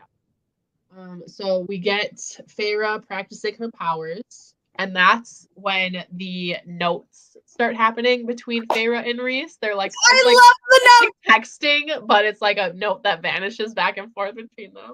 I kid you not. This is probably my favorite part of the entire series. These notes, it's like when they start flirting with each other. Yes. Like connection happens. And I love their banter between the notes. Yo, these notes are my favorite part. I love the notes. Yeah. We get the scene where these are all notes. I've highlighted every single note. We get the scene where Rhys asks Feyre when her birthday is, and she says it's the winter solstice. And he's quiet for a long minute and says, "You were truly born on the winter solstice." And she's like, "Yep." And then she straight up says, "I was born on the longest night of the year."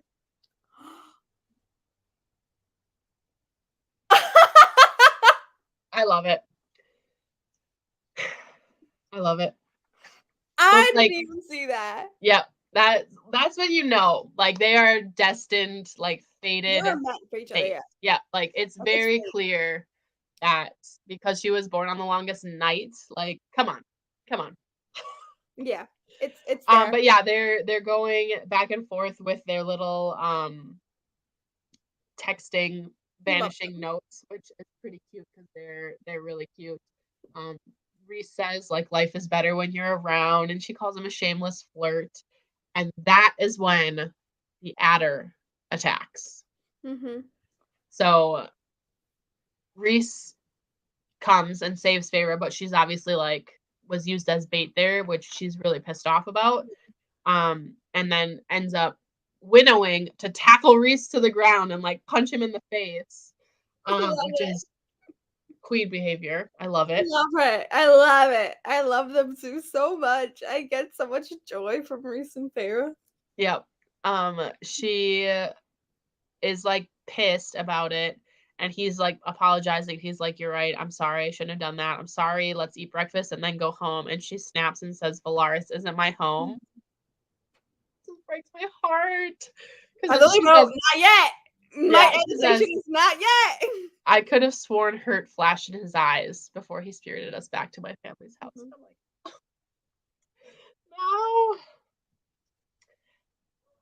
I'm like, no. Yeah. So we learn that the King of Hybern is trying to find Feyre and get a hold of Feyre from the adder.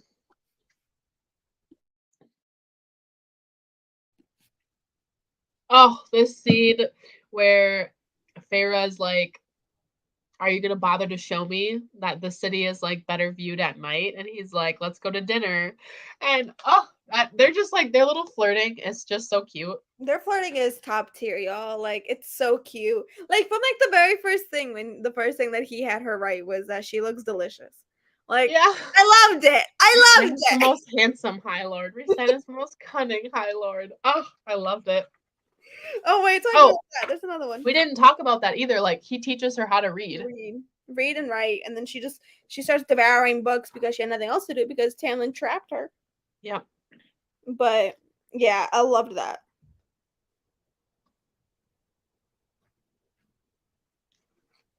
Where the heck was it? Oh. So we get the scene where they're walking in Valaris, and Feyre hears the music that she heard when she was under the mountain in her cell, and she realizes that it was Rhys who sent her that music. Love it. If you don't know, there is a song on Spotify that somebody composed specifically to fit this scene. It's called To Keep You From Breaking. by Kelsey Woods. If you want to listen to it, it's really, really beautiful. And there is a piece that is supposed to be the music from Under the Mountain, like the this is the stripped down version of it, and then there's a piece with like more instruments and stuff that is called Music from Under the Mountain by Kelsey Woods, and they're both so beautiful. But if you listen to that song while you read this scene, I swear to God, it will make you cry. It's so good. And then they do their little flirting notes back and forth where she's like, go lick your wounds and leave me be, and he's like, I'd much rather you lick my wounds for me. They're so cute. I love them. Oh my God. And then she's like, I think she's like, where would you want, like, where would I lick specifically or whatever? Yeah, lick you where exactly. Everywhere. Yeah, let's start with everywhere. I love it. So then we have Feyre training with Cassian, and he's trying to ask her about how she sent this note to Tamlin saying, like, I'm good, please don't come for me, like, I don't want you to do anything, I'm where I want to be, leave me the fuck alone. And Cassian asks her about that, and she just like fully breaks down. And that scene is one of my favorite scenes in the entire series. On page 294 is where it starts, where Cassian asks her, like, when are you going to talk about that? And Cassian says, like, because obviously Feyre gets like snippy and snaps at him, and he's like, I'm sorry, I didn't mean to hit a nerve. Az only told me because I told him I need to know for my own forces to know what to expect. None of us, we don't think it's a joke. What you did was a hard call, a really damn hard call. It was just my shitty way of trying to see if you needed to talk about it. I'm sorry. And then Feyre's like, I'm fine. And then she starts like training. So she's doing 1-2 punches, and he's like, fine is good, fine is great. And she doesn't even realize that she's like sobbing as she's doing the punches, and she burns through her mitts and burns through like the pads on his hands. And this scene where Cassian is like, so she connects with bare skin, and she's like, oh, and she stops, and it says the wrappings around my hands were now mere smudges of soot. Cassian's upraised palms remained before me, ready to take the blow if I needed to make it. I'm all right, he said quietly, gently. And just like him being so gentle and tender with her right now literally makes me want to cry, because she's like, I killed them, and he just says, I know. It gets better. And then Rhys comes. That's what gets better. Yeah, talks her through it and is like, you're gonna feel like that like every day for the rest of your life, and you can either let it wreck you. Like, it should have been me. Like, she should have been to die. Yeah. And so they have this like really cute, tender moment there, and like I feel like that's a really like good bonding moment between Feyre and Cassian as well, but it's like a sweet, tender moment between her and Rhys as well. So yeah, I just love that scene so much. And I'm gonna show this if I can. I have the reading portal page overlays, and that's one of the. I want them so bad. Yeah, that's one of the scenes that they did. I love them. They're so good. So yeah, there's that.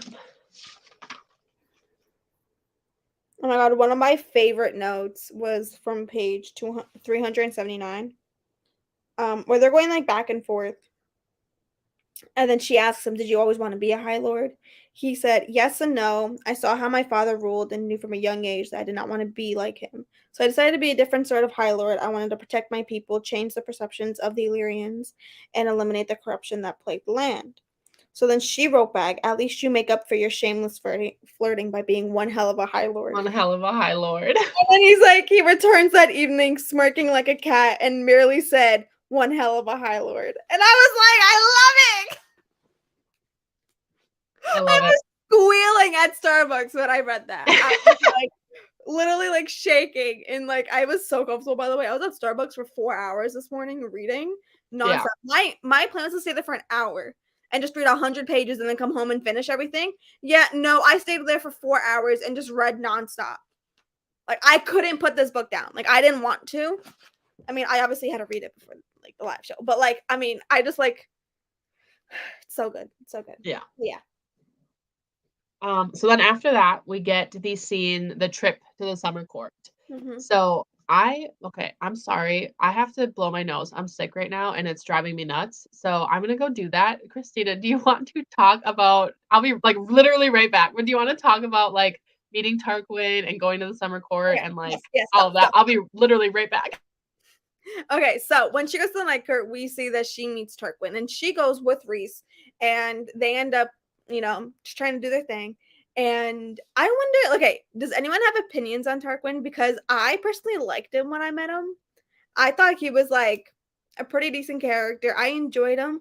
But okay, this scene, y'all, this scene was oof, oof. We also got like some like jealousy going in this scene, which I love to see. It was just so much fun to see Reese having to like do his own thing. And then he actually gave Feyre like full reign.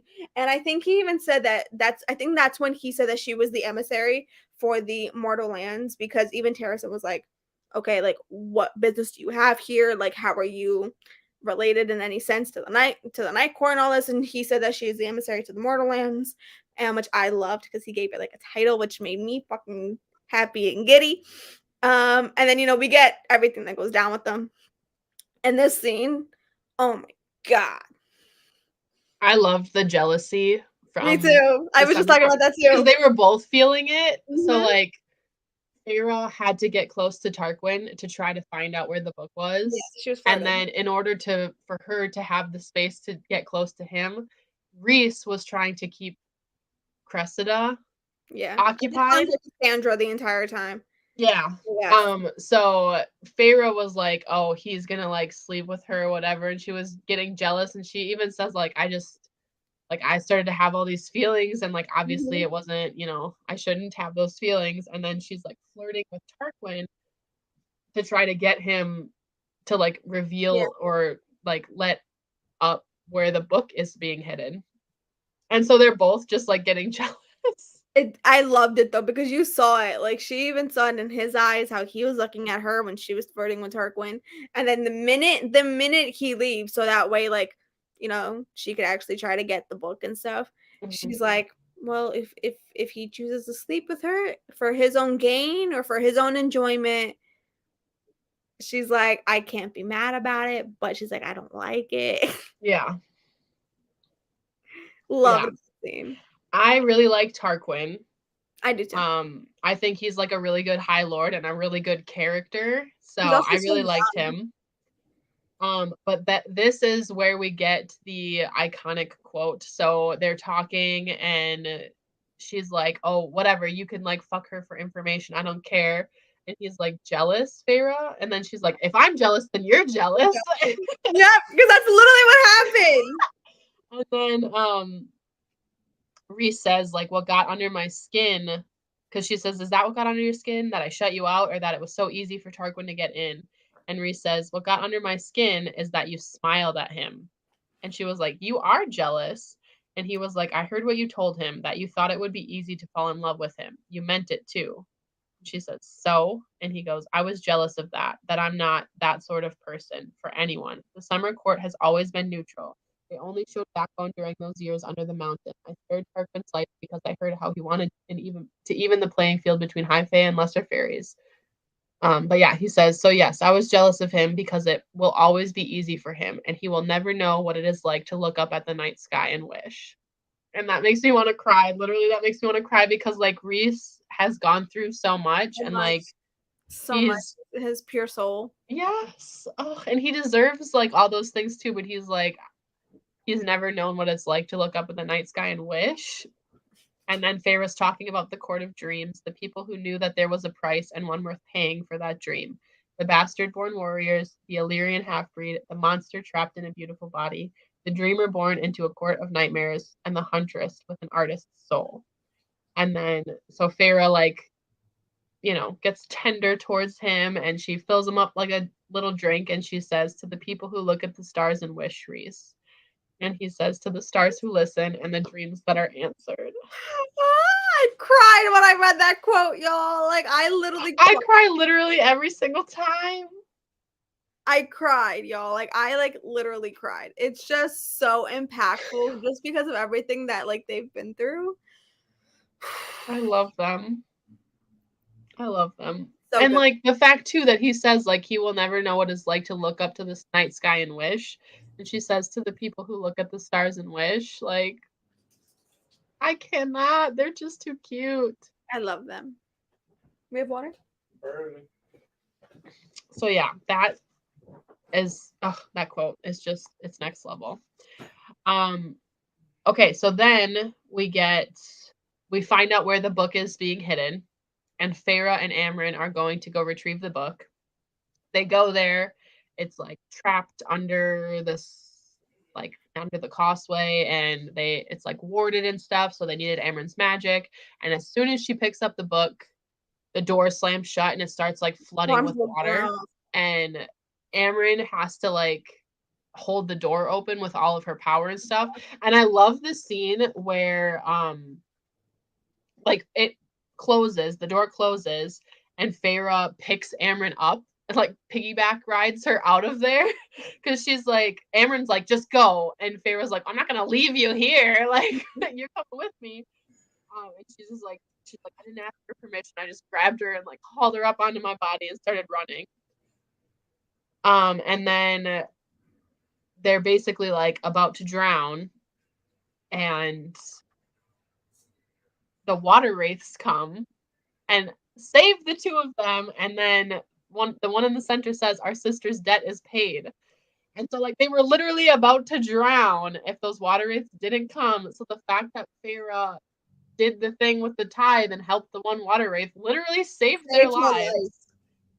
And this scene is another one of my favorites in the book, where Rhys brings them back to the night court, and they're just like thrown all sandy, soaking wet, full of like seaweed and shit, like coughing and vomiting up like water. And they're like, what happened? What is going on? And, who the hell were you?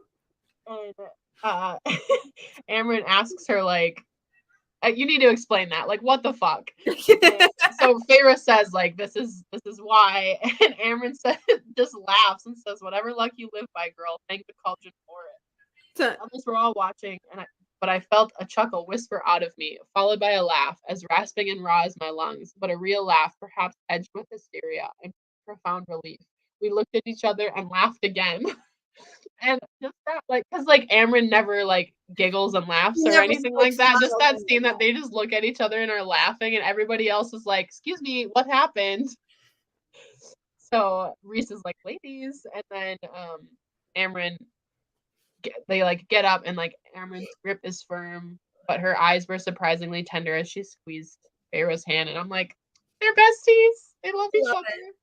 I love them two together also. Like I love Feyre and Amren's relationship. Yep. So then we get more on the Book of Breathings. It's written in the like an old holy tongue is what it's called.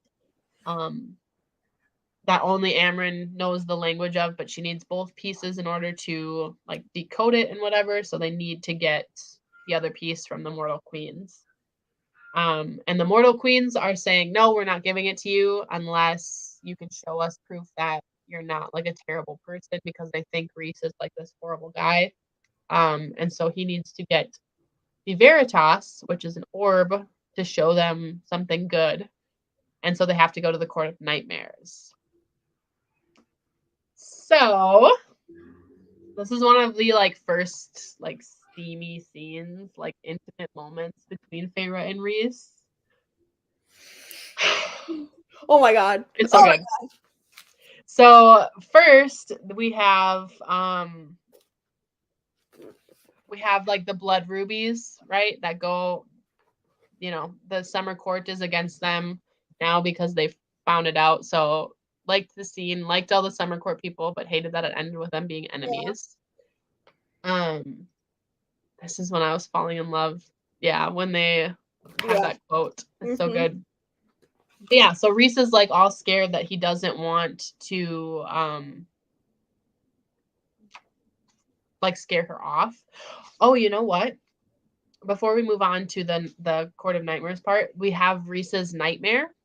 Yes. So I love where like it wakes Feyre up and she goes, and it's like an intense nightmare. He's got like claws. The whole room is covered in darkness, and he's not waking up. And she kind of helps him through that, and he just looks like so sad. And she's like, if you want to talk about it, like, I'm here. And he says, there are memories from under the mountain, Feyre, that are best left unshared, even with you. And it's just like, it had to be something really freaking dark then. But it's just like, for all of his like swaggering and confidence and sarcasm and stuff like that, like, he is very wounded. Like, he went through absolute hell too. And I feel like people forget that a lot. They see what Feyre went through and the torture she had to endure. But the fact that Rhys was like tortured and raped basically for 50 years. Yeah. For 5 decades. Like, that's a long time. Yeah. So, and then I feel that's another like tender, like bonding moment between them, because like Rhys doesn't want anyone from the inner circle to know. Yeah. And then Feyre obviously does, and she's like, if you need to ever talk, like, I'm always here. So yeah, then she sees like the night court sigil, and then we get the scene where they go to the court of nightmares. So basically, Rhys has to pretend to be like the awful, horrible ruler that everybody thinks he is, and play that role. And then Feyre's role is to be like the pet, right? Like the High Lord's pet. So when they're flying to the Court of Nightmares, she like touches his wing, and he's like, "Oh, Like, that's sensitive." And then she talks about how like Amryn and Moore told me the span of an Illyrian male's wings says a lot about the size of other parts. So if you ever see stuff where it's like, oh, it's all about the wingspan, that's the inside joke. And then they also said Asriel's wings are the biggest. And he's like, when we return home, let's get out the measuring stick, shall we? I love this scene. So yeah, we are in the Court of Nightmares. They're meant to be a distraction, and they're in quite the compromising position, which is another one of the reading portal. Oh my god. I love it. But yeah, basically, Feyre is sitting in Rhys's lap. He's like touching her and trying to literally be like super distracting to everybody there so that Asriel can get this orb, the Veritas. And they're just like sitting there turning each other on in front of a room full of people. Like, that's what this is. And it's actually like, it's sexy, but it's also sweet. It is. I mean, he's also apologizing to her the entire time. Yep. He doesn't like the mask that he has to put on, and she says to him, "You are good, Rhys. You are kind. This mask does not scare me. I see you beneath it." And like, oh, that just means so much to him.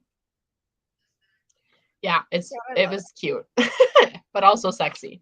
And then Rhys like explodes because Keir calls her a whore, and he's like, "You need to apologize." And he just like loses his shit and breaks several of his bones and knocks him out. So like, literally the like, insult her and I'll kill you kind of vibe. It's real. Loved it. And then they get into like a bit of a fight because Rhys is still like amped up from that. He's still angry, and she's like upset. Like, she's like, "Why are you so mad? Like, what's going on?" And he asks her like, "What is it you want, Feyre? What is it you want?" And she's like, she doesn't say anything. He's like, "I thought so." And then she kind of snaps at him and says some hurtful things that I wish she didn't say. She says, "But what about the other masks, Rhys? What about letting your friends see your real face? But maybe it's easier not to, because what if you did let someone in? And what if they saw everything and still walked away? Who could blame them? Who would want to bother with that sort of mess?" And it says he flinched. The most powerful High Lord in history flinched, and I knew I hit hard and deep. Too hard. Too deep. And he just brings her home and leaves, and they don't talk for a little while. And like, obviously she said something that's very hurtful and instantly like realized it. And she was like, shit, that was too are. Like, I That did was not too mean much. that. And she tries to talk to him and apologize. And he's like not responding to her. And then she goes through like talking about how she is realizing that she wants him. And she's like, I'm healing and I want to try. Like, if he's willing to try, if he didn't walk away when I voiced what I wanted, him, not the High Lord, not the most powerful male in Prithian's history, just him. The person who had sent music into my cell, who had picked up that knife in Amaranth's throne room to fight for me when no one else dared, and who kept fighting for me every single day since, refusing to let me crumble and disappear into nothing. So she's realizing there, like, she's actually like falling for him. Yeah. Oh, I love it. And then we have the Starfall chapter. Wasn't that Moore's father that Reese broke? Yeah, that's Kier. Yep. So we have the Starfall chapter, chapter 44. So it's like a huge event. Feyre has no idea what's going on, and nobody's telling her anything. And then finally, Reese comes to her, and she's like, "All right, let's have this like cute, tender ass moment." And she sees like what Starfall actually is, which is cool. I want to see this. Me too. Like, it sounds so epic. Incredible. There's also a theory that I don't believe has been confirmed, but I'm gonna say it here. So Starfall, right? We've got those star spirit things flying across the sky, and nobody knows where they're coming from. Nobody knows where they're going. Somebody said there is this theory that the pool of starlight in the spring court, they think like that's where the star spirits are going. Like, that's what made that pool. Ah. I don't know anything like that's, I just know that that's a theory. I don't know that I believe that or don't believe that, but that's a theory. Anyways, then we get the one that crashes into Feyre's face. And then Reese chuckles, and then one crashes into Reese's face. And they have this cute little moment, and like they're laughing about it, and she like paints a star on his hand and smiles, and they're laughing at each other and smiling and whatever, and he says like, "Smile again," and then he says, "You're exquisite." And it's, oh, I gotta show it too. I can't look how cute they are. Oh my god, I can cry. I can actually cry. They're so cute. They just have like, this is just literally the sweetest freaking moment ever. Literally, I highlighted this entire scene, right? But exactly where he says you're exquisite, I just have a heart around exquisite. Yeah. It's so beautiful. Cute. Also, this scene, I have a song that I have like written on the sideline here as like part of my playlist. I have a Spotify playlist that I made for ACOMAF. And this song, if you listen to the lyrics of the song, because it's a Disney song, if you listen to the lyrics, I'm like, that is Starfall. That is Feyre and Reese. It's I See the Light from Tangled by Mandy Moore and Zachary Levy. So like that song where like in Tangled where she sees like the lanterns and whatever, literally listen to that song and look at the lyrics, because he says like, now she's here standing in the starlight, and she's like saying like, the fog's been lifted, I'm where I'm meant to be, and this is like the perfect song to go with this scene. It's incredible. So yeah, I would highly recommend rereading that scene while listening to that song, or look at that song after you read that scene and look at the lyrics. It's now I'm here blinking in the starlight. Now I'm here. Suddenly I see. Shut up. Every lyric is so perfect. Standing here, it's also clear I'm where I'm meant to be. Yep. Okay, let me pull up the lyrics. Look at that. Have you seen Tangled? You can't hear it. Huh? Have you seen Tangled? I saw it a long time ago. I feel like everybody has. But yeah, so she says like, all this time never even knowing just how blind I've been, now I'm here blinking in the starlight, now I'm here suddenly I see, standing here it's all so clear I'm where I'm meant to be. And then she says, and at last I see the light, and at last it's like the fog has lifted. The world has somehow shifted. All at once, everything looks different now that I see you. Mm-hmm.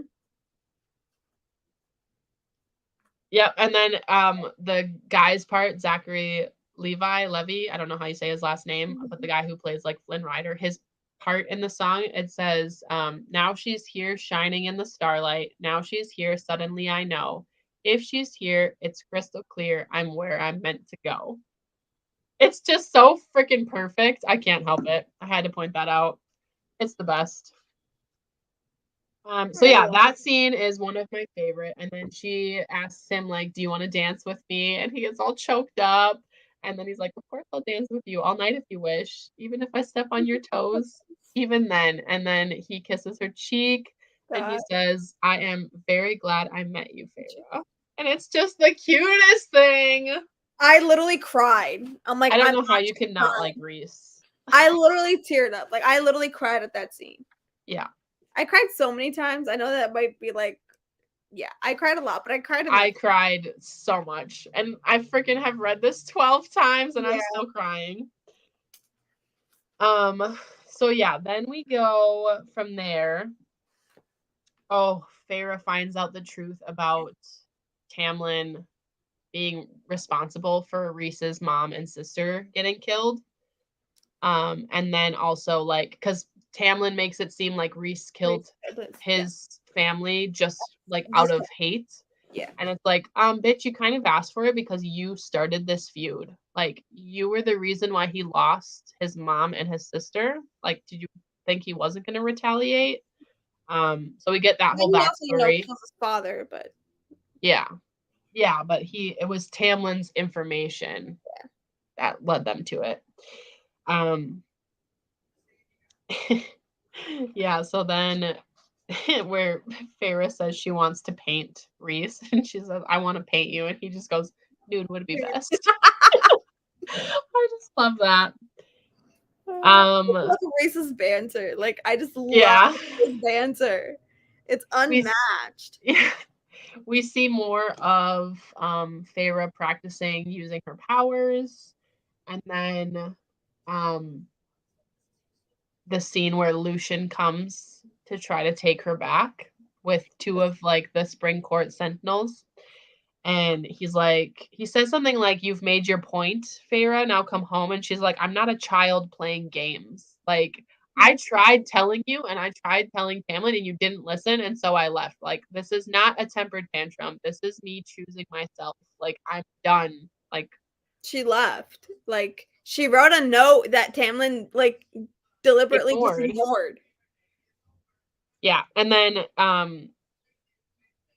Lucian is like talking to her like she's a cornered wild animal or whatever, and it says behind him the 4 sentinels closed in, hurting me, the High Lord's pet and possession. And she said, don't touch me. And he's like, you don't understand the mess we're in, Feyre. I need you home now. Like, we need you home now. It's like, you don't care about her at all. You just care about how this is affecting fucking little bitch boy Tamlin. Like, oh, that bothers me so much. I even wrote in for Lucian, like, he's so dumb here. This scene specifically really, really annoyed me. Like, this is where I started not liking Lucian as much as I liked him before. Like, I just him saying, you made your point, Feyre, now come home. I was like, what point? She's not trying to make a point. This isn't a game to her. Like, this is her life. Like, oh, you made your point, now come home, be all done with this. Like, ugh, that bothered me so much. But then we get Feyre winnowing away from him to escape him, shape-shifting into having wings, and then having this iconic line, I freaking love it, where she tells Lucian, when you spend so long trapped in darkness, Lucian, you find that the darkness begins to stare back.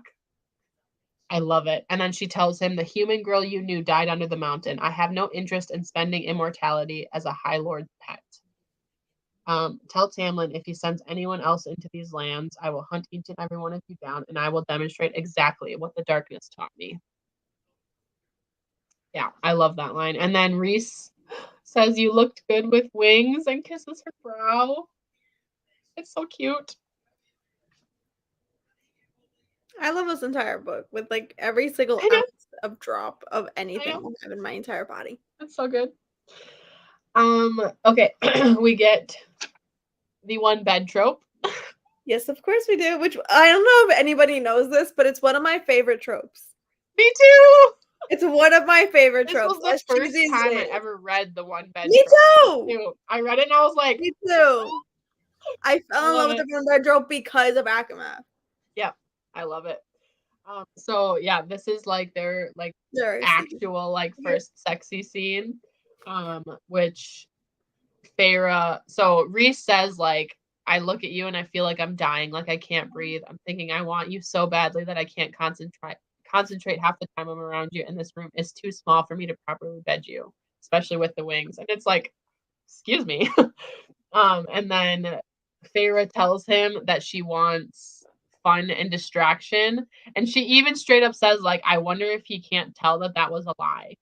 Like, how did he not know that that was a lie? But obviously he like freezes up because we know he's in love with her and they're mates. Yeah. So, And and then he says, then allow me the pleasure of distracting you. yeah, and then he says, I want to touch you first. Just let me touch you. And it's like, oh, I love it. And God, then I have goosebumps. I Oh know. my God.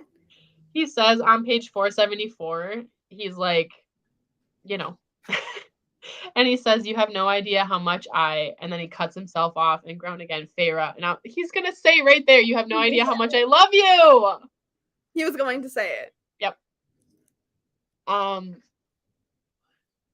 So we have that moment between them, and then they're flying to go into like the Illyrian mountains or whatever, and he says, there's one more story I need to tell you. And he was going to tell her right there that they're mates. There's one more story I have to tell you, and that was going to be it. But then he gets shot with the ash arrows, and there's that hybrid ambush. And then he gets captured, and Feyre has to save him. There is a line she has on page 480 towards the bottom.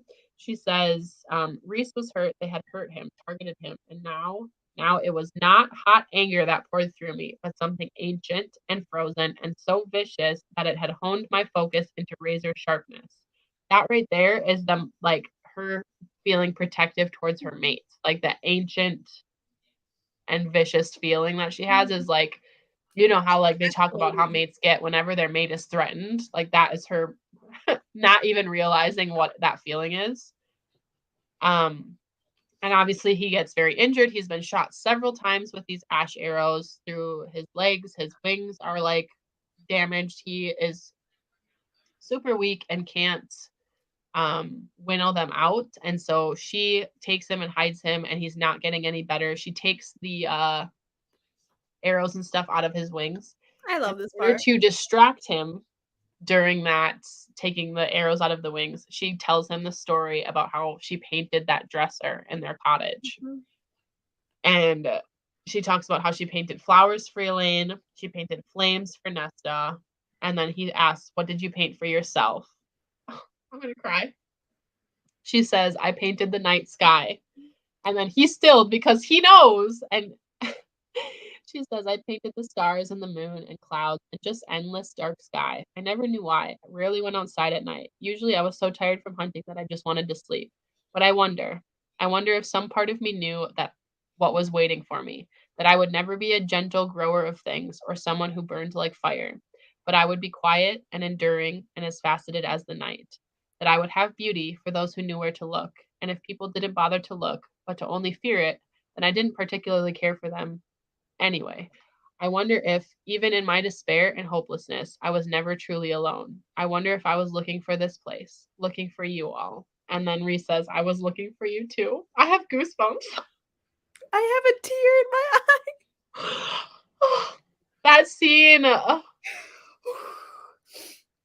Oh my God. She I says, really like, don't. I wonder if some part of me knew what was waiting for me. Like, I painted the night sky.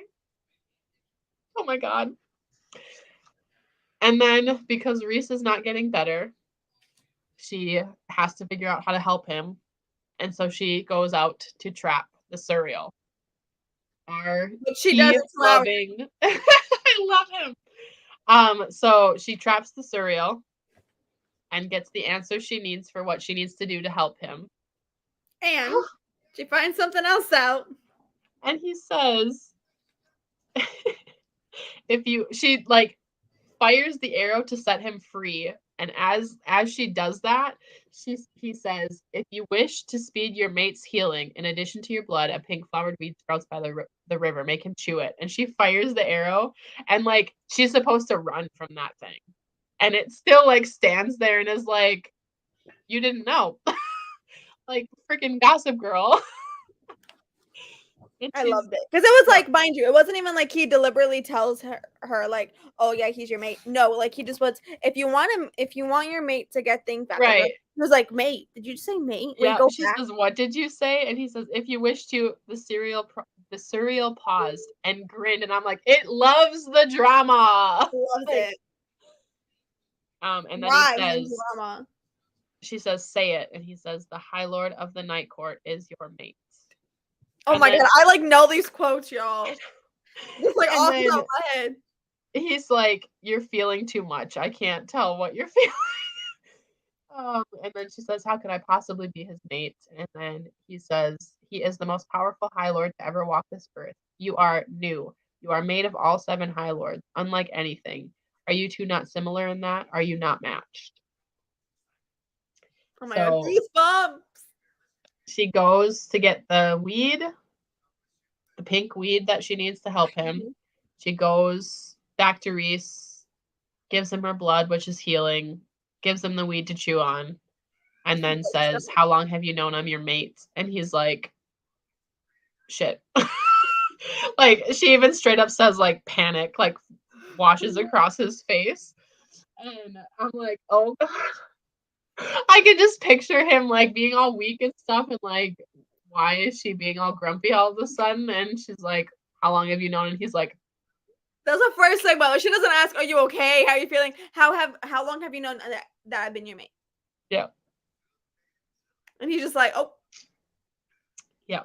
Wow. So then he's trying to explain like why he didn't tell her right away. He's like, "You were in love with him, and I didn't want you to think that like I was just doing this because of that. Like, I'm like, there was more to it." And she's like, "Just take me back." So they winnow back, and then Moore takes Feyre to the like hunting cabin or whatever it is, and is there for several days. I think she's there while for like Reese heals. 5 or something. Yeah.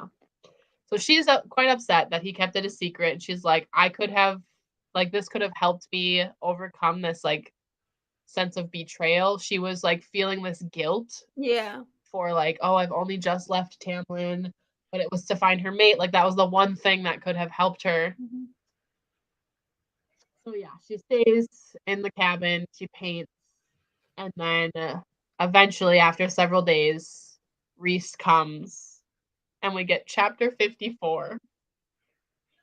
Chapter 54 might be my favorite chapter, like ever. Even over chapter 55. Yeah, honestly, like, people freak out about chapter 55, and I get it. But chapter 54, like hearing Reese's story and like his declaration of love and like seeing him cry as he's saying these things, just hits different. I get the whole story from him, and from the moment like he tells her how he sent this image of the night sky to her because she was painting, and like that's why she painted the night sky. And it talks about how he was having these visions of this woman and like saw that she was now in Prithian and like went to go find her, and like his first words to her were, "There you are, I've been looking for you." And she's like, not a lie at all. Guitar. Yeah, not a lie at all. He was looking for her because he was trying to find her. Oh, and then,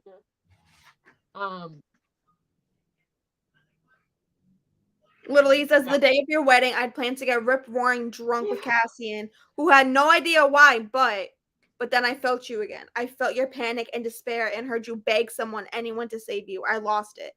I went into the wedding and barely remembered who I was supposed to be, the part I was supposed to play. All I could see was you in your stupid wedding dress, so thin, so thin and pale. I wanted to kill him for it, but I had to get you out. Had to call in that bargain just once to get you out to see if you were all right. Yep.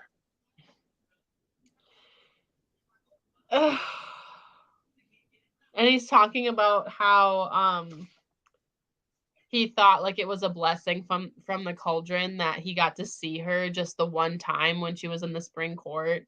And then how, oh my God, I'm literally going to cry right now. Where he's talking about how if you were going to die, I was going to die with you. I couldn't stop thinking it over and over as you screamed, as I tried to kill her. You were my mate, my mate, my mate. But then she snapped your neck. Tears rolled down his face. And I felt you die, he whispered. Tears were sliding down my own cheeks. And this beautiful, wonderful thing that had come into my life, this gift from the cauldron, it was gone. In my desperation, I clung to that bond, not the bargain. The bargain was nothing. The bargain was like a cobweb. But I grabbed that bond between us and tugged. I willed you to hold on, to stay with me, because if we could get free, then all 7 of us were there. We could bring you back. I didn't care if I'd have to slice into their minds to do it. I'd make them save you. But he says, I wrapped my power around the bond, the mating bond. I could feel you flickering there, holding on. Home had been at the end of that bond, I told the bone carver. Not Tamlin, but Reese. I can't. It's literally so freaking beautiful. The chills. Just the chills. Lord. Yeah, this is why I don't like Tamlin. How could you not tell that she was like going through it? But yeah, this whole thing, and then the next page, the very last page of chapter 54, page 528, that first like 3 paragraphs where he like, I literally said this is an iconic declaration of love. Yeah. It's like literally bug-eared. I reread this part multiple times. Like I can't. Yeah. It's so good. So he says, like, when you finally came here, I decided I wouldn't tell you any of it. I thought I wouldn't let you out of the bargain because your hatred was better than facing the 2 alternatives, that you felt nothing for me or that you might not feel similar. And if I let myself love you, you would be taken from me, the way my family was, the way my friends were. So I didn't tell you. I watched as you faded away until that day he locked you up. I would have killed him if he'd been there, but I broke some very, very fundamental rules in taking you away. Amryn said if I got you to admit that we were mates, it would keep any trouble from our door. But I couldn't force the bond on you. I couldn't try to seduce you into accepting the bond either, even if it gave Tamlin license to wage war on me. You had been through so much already. I didn't want you to think that everything I did was to win you just to keep my land safe. But I couldn't. I couldn't stop being around you and loving you and wanting you. I still can't stay away. And then she says, you love me? He nods. She says, and I wondered if love was too weak a word for what he felt, what he'd done for me, for what I felt for him. I set the bowl down before him. Then eat. And then we start chapter 55 with... Yeah, this is everything. With Feyre saying, like, I already knew what I was going to tell you before you even started your story. And he was like, okay, and now? And she says, and now I want you to know, Rhysand, that I love you. I want you to know. His lips trembled, and I brushed away the tear that escaped down his cheek. I want you to know, I whispered, that I am broken and healing, but every piece of my heart belongs to you, and I am honored to be your mate. I love you, I said again. I hadn't dared say the words in my head, and I'd endure every second of it over again so I could find you. And if war comes, we'll face it together. I won't let them take me from you, and I won't let them take you from me either. Oh my God. I just, they're everything to me. I love them so much. The actual goosebumps. Like, I don't even know if you guys can see the goosebumps that are on my arm, but like, they're everywhere. Like, they are just absolutely everywhere. Oh, they're everything. Yeah. And then we get chapter 55, where they are accepting their mating bond and getting down and dirty in the paint. I love it. It's so good. And Feyre says too, like, once they're like together, she says she can feel like the mating bond snap into place, like an unbreakable chain, like an undimmable ray of light. And she says, and I was his and he was mine, and we were the beginning and middle and end. We were a song that had been sung from the very first ember of light in the world. Damn. That writing. Damn. That's insane. I love So this yeah. so much. We get them. Oh, cruel, beautiful thing. I love them so much. So yeah, chapter 55. All sexy good times. Love it. So many sexy good times. Love it. And then they go back to Valaris, and the inner circle bows to Feyre, and they say, we will serve and protect. And I just love that. I just love that they're so accepting of her, like, right away. No hesitation. The first thing, I think, was it Moore or Amber that said, welcome to the family? And she was I think it's Moore. I think it's Moore too, because it doesn't sound like something Amber would say. Yeah, Moore said with a wink. We are. Oh, wait. Wait, where did she say it? Hold on. Literally, I thought it was right here. I thought it's right when she went back to Valaris after they consummated the mating bond. Hold on.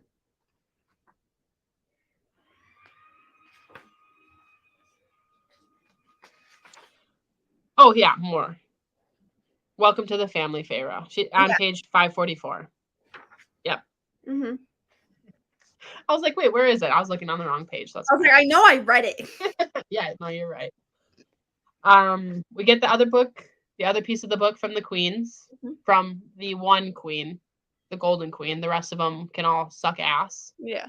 And then we have the attack on Valaris. So the stupid queens betrayed them because they showed them Valaris and the orb, the Veritas orb.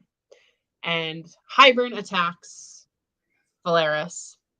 And Cassian is like holding a part of it. Amryn is holding a part of it. And then Feyre is like, I'm staying to fight. Like, are you crazy? And she freaking makes water wolves from the Sidra, from the river, and it like drowns some of the people, some of like the attacking soldiers. And then she says, like, there's one part where her wolves grew wings and talons and became falcons and hawks and eagles. They slammed into their bodies, their armor, drenching them. And then when the airborne soldiers realized that they hadn't been drowned, they laughed and sneered. And she said, I lifted my hand skyward and clenched my fingers into a fist. The water soaking them, their wings, their armor, their faces, it was turned to ice. Ice that was so cold it had existed before light. It fucking froze them. And they fell and shattered. Oh, so epic. I love that. And then Feyre goes to attack the adder and like winnows to him because he's about to escape. And then she stabs him a bunch of times and says, like, this is for Reese, this is for Claire, and this is for me. And then she like leans in because she like is burning him alive with her own fire and like stabbing him and stuff. Like, it's brutal. And she says, I'll see you in hell. And then she winnows away and lets him like crash to the ground. I loved that. Oh, yeah. That's a good scene. Okay. Then we get Yes, I already know this. the climax of the story, right? Where they go to Hybern and they're going to try to use the book to nullify the cauldron. And they end up getting trapped there because of the king putting these wards around them. Oh, wait.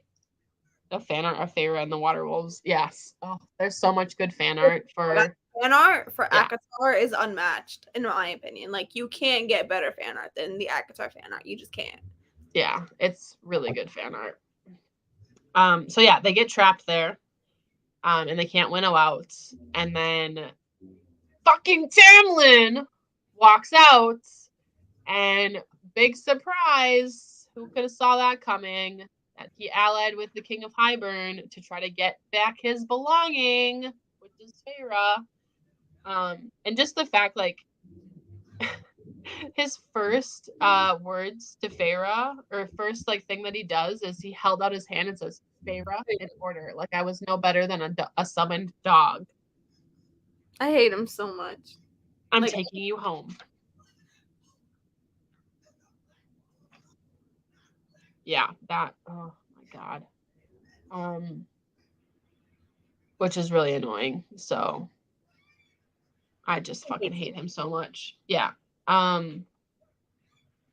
This is another part also that I was like, Lucian, are you serious? Yeah, I kind of hate that he went along with that the whole time. Like, He was what are there. you thinking? What are you thinking? Like, you know this is wrong. But you're playing along with it because your High Lord says so. Yeah. But you know everything in your heart is telling you that this is wrong. Yeah.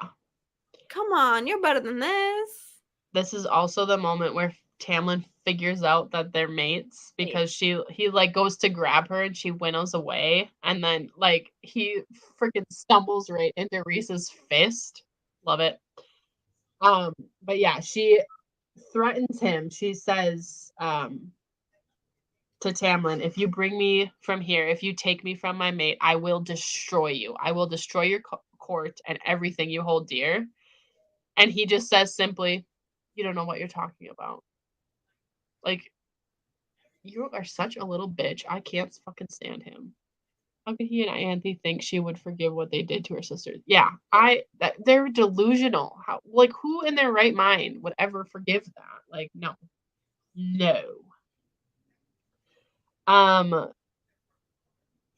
So yeah, that's the moment too where they bring Feyre's sisters forward, gagged and bound. And they're using them to try to show the queens that you could get immortality from being put in the cauldron. And the whole reason why they knew where their sisters were or whatever was because Ianthe told them everything. They were told in confidence to Ianthe. Yeah. And then Azriel gets stabbed through the chest with an ash dagger. Cassian's wings get absolutely shredded. And then they're about to put Elaine in the cauldron. And of course, everybody is super protective of Elaine. And Nesta is like freaking thrashing around, trying to get them to stop. And they put her in anyways. And she comes out as High Fae. And that whole scene, like where Nesta is like fighting it with everything that she can. Feyre is like screaming and begging. It's so like horrific to see that. Like, it's like Feyre's been through so much already, and you're just adding to it. Yeah. Like, she's already been through the works to save your ass, and you're just gonna go ahead and just voluntarily give up her sisters? Are you kidding me? Yeah. Like, are you kidding? What makes you think in your right mind? Like, he is psychotic. I kid you the fuck not, okay? He is psychotic. What in your right mind makes you think giving her sisters up is gonna have her come home to you? Yeah. What? Oh my god, he's delusional.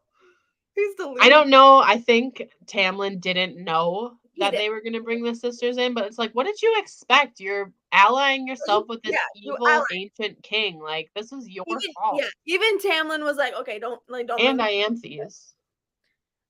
But it's like, I don't care. Tamlin doesn't give a shit anyway. Like, okay, whatever. I'll give him a bit of. I'm not gonna give him a bit of the doubt. He really doesn't though, because even he really doesn't care though, because even like he's like, okay, we're done now. Like, yeah. He doesn't like care. He isn't like, hey, this wasn't our deal. I mean, he does say that. He's like, that's not the deal we made or whatever. But he doesn't like react enough. He doesn't do anything. Yeah, he just lets it happen.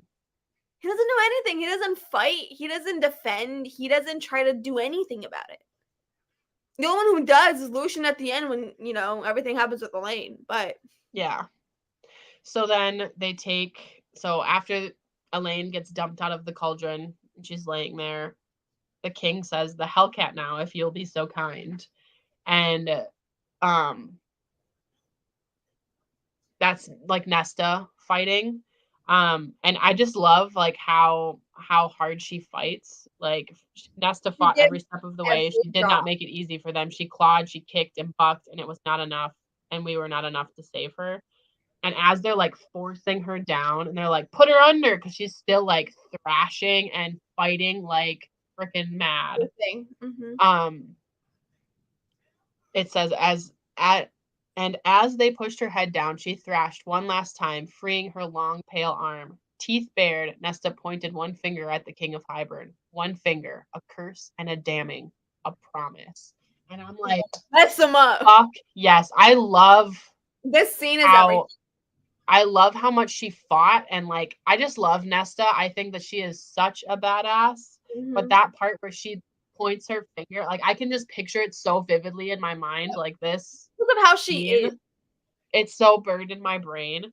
And I love that she does that. And then it says, and as Nesta's head was forced under the water, as that hand was violently shoved down, the King of Hybern had the good sense to look somewhat unnerved. Like this guy is older than Rhys and Castian and Azriel. Like he is ancient and he is pure evil. And the fact that this human girl points her finger at him, he has the sense to look unnerved. I'm like, that just shows you how powerful she is. Yeah, this scene is iconic. I love Nesta so much. I have chills. Thank you very much. Tell me about it. I'm crying. Hi, Cami. I saw you. Hi, Cami. Right in time for the Nesta combo. Yes, I love it. Yeah, he truly doesn't care. He's such a piece of shit. I just hate him so much. I don't understand how anyone can like him. Pop off. When he goes to Tamlin, I will pop off because he hates my soul. Yeah. This is also so after Nesta gets pulled out of the cauldron, it says, as Nesta was sprawled upon the stones, I knew that she was different. From however Elaine had been made, Nesta was different. Even before she took her first breath, I felt it, as if the cauldron in making her had been forced to give more than it wanted, as if Nesta had fought even after she went under, and had decided that if she was going to be dragged to hell, she was taking the cauldron with her. That is queen shit right there. That is some queen shit right there. That is badassery at its finest, to be honest. Like Nesta is such an icon. I love her so much. But yeah, so she is made different. And then she pushes Lucian, who was trying to help Elaine, pushes her off. And Nesta's like checking on Elaine, and that's when Lucian discovers that Elaine is his mate. Yeah. So we get that where Elena is Lucian's mate.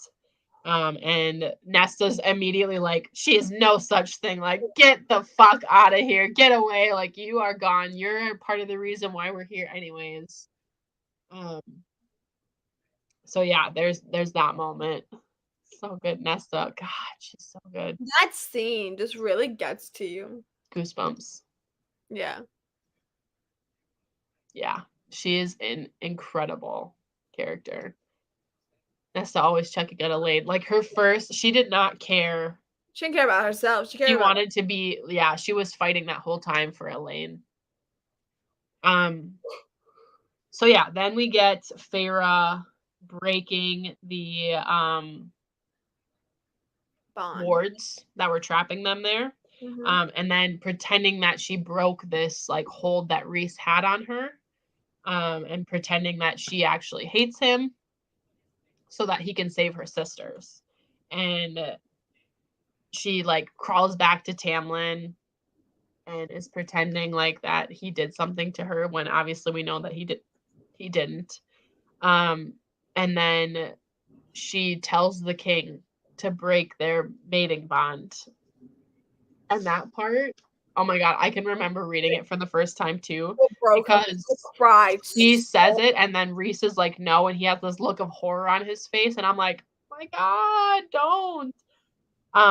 I just can't. And then it says the world cleaved in two as the bond snapped, which when that happened, I had to put the book down when I was reading it for the first time. I had to set it down because I was crying so hard I couldn't see the words on the page. Oh my god, I thought it was for real. I was like, "Oh my god, this is so tragic."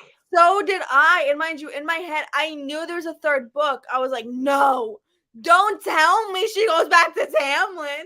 This can't happen. This can't be fucking real. I remember crying, like full on sobbing hysterically. And I thought that for real their bond was broken. Like, obviously she still loves him. She doesn't need the mating bond to love him. But like that's still such a strong connection that they had. And I love Fated Mates. I love it. But like it broke my heart. And then obviously we find out later that it was the bargain that he broke because like a mating bond can't be broken. But I was like, I had to put it down. I was crying so hard. But yeah, so then because she did that, she broke the wards. They were able to winnow everybody out, and Feyre had to stay with stupid fucking Tamlin. And pretend that she loved him. Oh, make me vom, why don't you? And then we get a chapter from Rhys's point of view. I love this chapter. The heartbreak, but I love it. Oh. We all got. Yeah, we did. We really did. I think I got. Yeah, that one had me. Now, obviously, because I know, but like the first time I had to set the book down because I was like, this is. I was hysterical. Like, I had never cried in a book, let alone sobbed in a book. And I had sobbed so hard when I read this for the first time. Fated Mates is, I love it. I think this was like my first experience with certain tropes. Because like I read this early on in my like fantasy. Like I was getting into fantasy, but Fated Mates, the one bed trope, enemies to lovers. This was like my first enemies to lovers, like hate to love, like the bickering banter to like love. Oh, because it's like this was like when I just discovered BookTube when I started reading these. Like I had just discovered BookTube. It was when I had read Red Queen and I'd read Cinder and Scarlet, and like it was just like everything. And then of course I read ACOTAR and I become obsessed. Yeah. And like, this was like my first huge like tropey books where I didn't even know tropes were a thing, to be honest. Even whilst I was reading these. And then like when I like started like reading more, then I understood what the heck like a trope was. Yeah. And like this introduced me to everything. Yeah. It does it so well too. But yeah, so we get Rhysand's chapter from his point of view. And they are all brought back to the Night Court, except for Feyre. And Amren's first question is, where is she? I love that. That Amren's immediately first thing was, where's Feyre? Like, I love that. And then that's when we get the reveal that obviously their mating bond is still in place. It was just the bargain that was lost. Or broken, I mean. And then Rhys says yes, and now my mate is in our enemy's hands. And Amren says, go get her right now. I love how much Amren loves Feyre. And Rhys says, weren't you listening to what Feyre said to him? She promised to destroy him from within. And then Moore says she's going into that house to take him down, to take them all down. Mm-hmm. And then Rhys says, she is my mate and my spy, and she is High Lady of the Night Court. And this whole book too, like at the very beginning, Tamlin, well, like when they're gonna get married, she says like, will I be High Lady of the Spring Court? And he's like, there's no such thing as High Ladies. And she's like, oh, okay. And then Rhys says something to her about being a High Lady, and she's like, there's no such thing as High Ladies. And he was like, yeah, there is, actually, you could be. Mm-hmm. And then there's just like all these moments where when she met the Mortal Queens for the first time, Rhys put her in a crown. When she went to the Court of Nightmares, he put her in a crown. Like he was doing it to say like, this girl is a queen. She is going to be the High Lady. Like that's it. That's it. So yeah, he says, I love it. Not all. Consort, not wife. Feyre is High Lady of the Night Court, my equal in every way. She would wear my crown, sit on a throne beside mine, never sidelined, never designated to breeding or parties and child rearing. My queen. I could cry. I love it. So then, yeah, Amryn is one of my favorite characters. She's I great. love her. So then immediately after that, Moore is like, you mean to tell me that my high lady is surrounded by my enemies? Like, I just love that she just instantly is like, Feyre's my high lady, cool. I'm on board. Like, instantly. And Amber too is like, just instantly like, yep, that's my high lady. Like, no questions asked. That's it. You say so? Okay. And then they say, so she says, until then, what of the cauldron of the book? And he says, until then, we go to war. And then we get the final chapter where Feyre has now got to make her acting debut and pretend that she is in love with Tamlin again and that she doesn't fucking hate him and want to claw his eyes out. And then Lucian is like super suspicious. She's like, he can see through every single lie. And Tamlin is like just buying everything.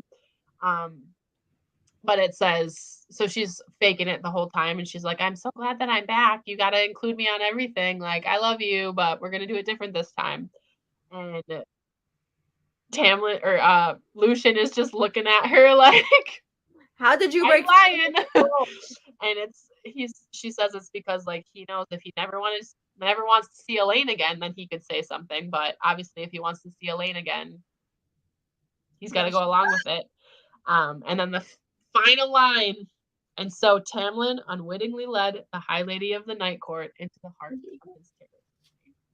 So good. It's so good. Literally so the good. best book ever written. I love it so much.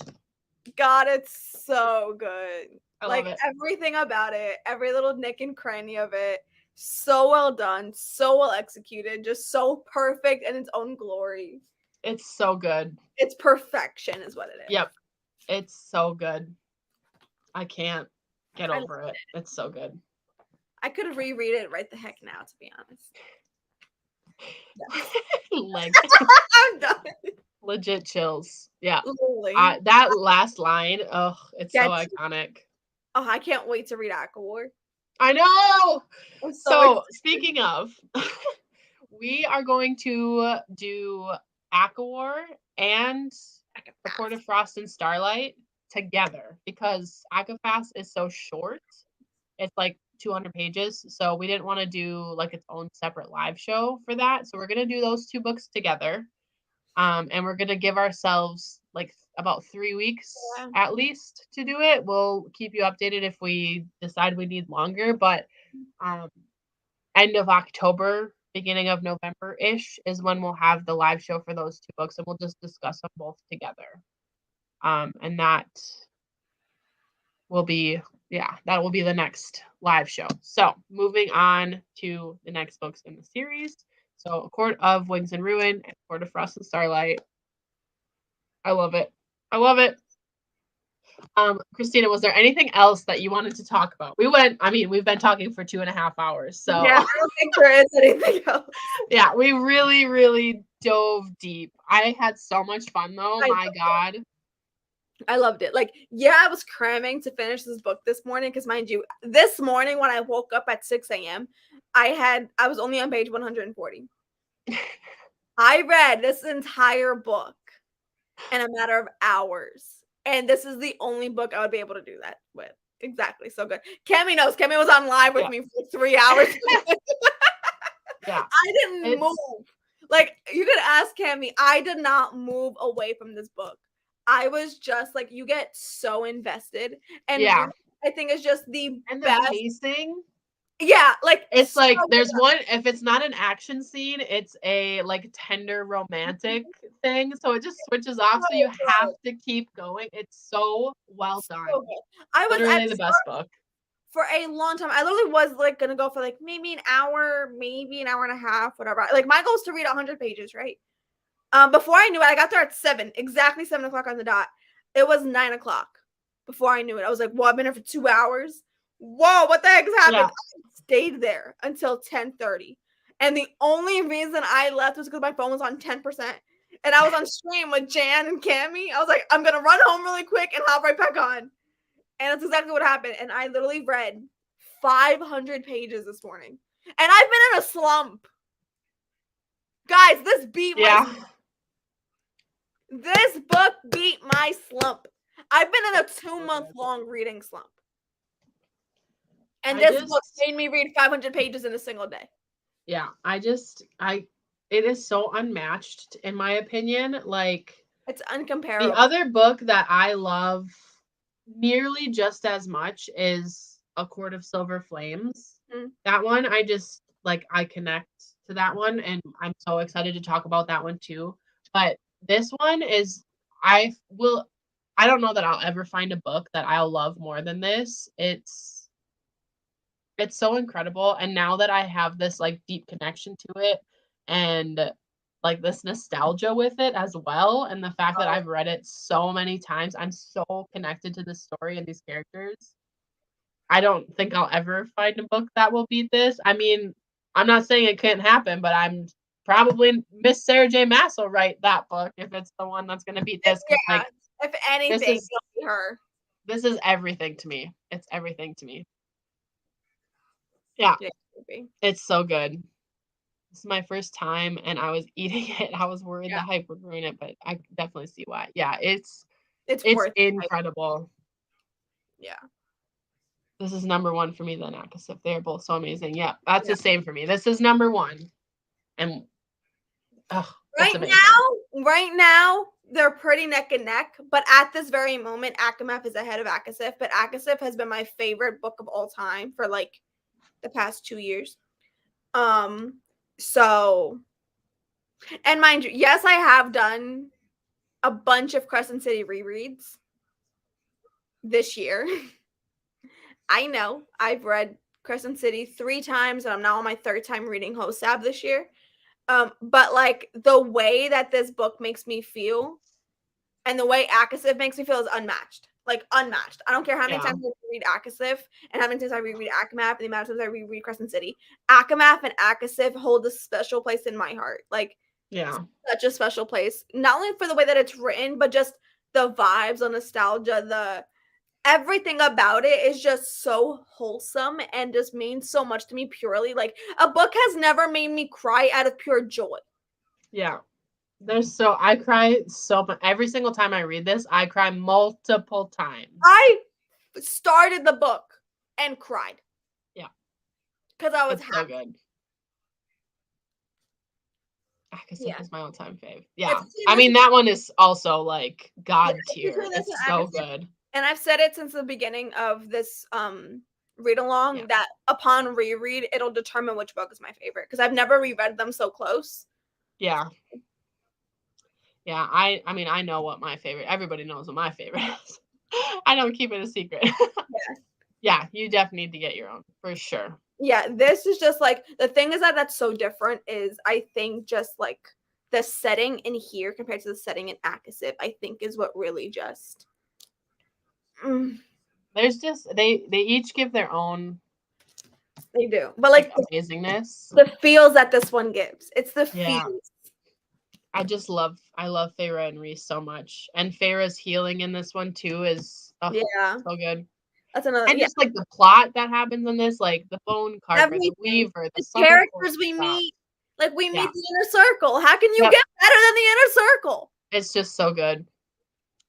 But yeah, so we will be reading A Court of Wings and Ruin and A Court of Frost and Starlight for our next live show discussion.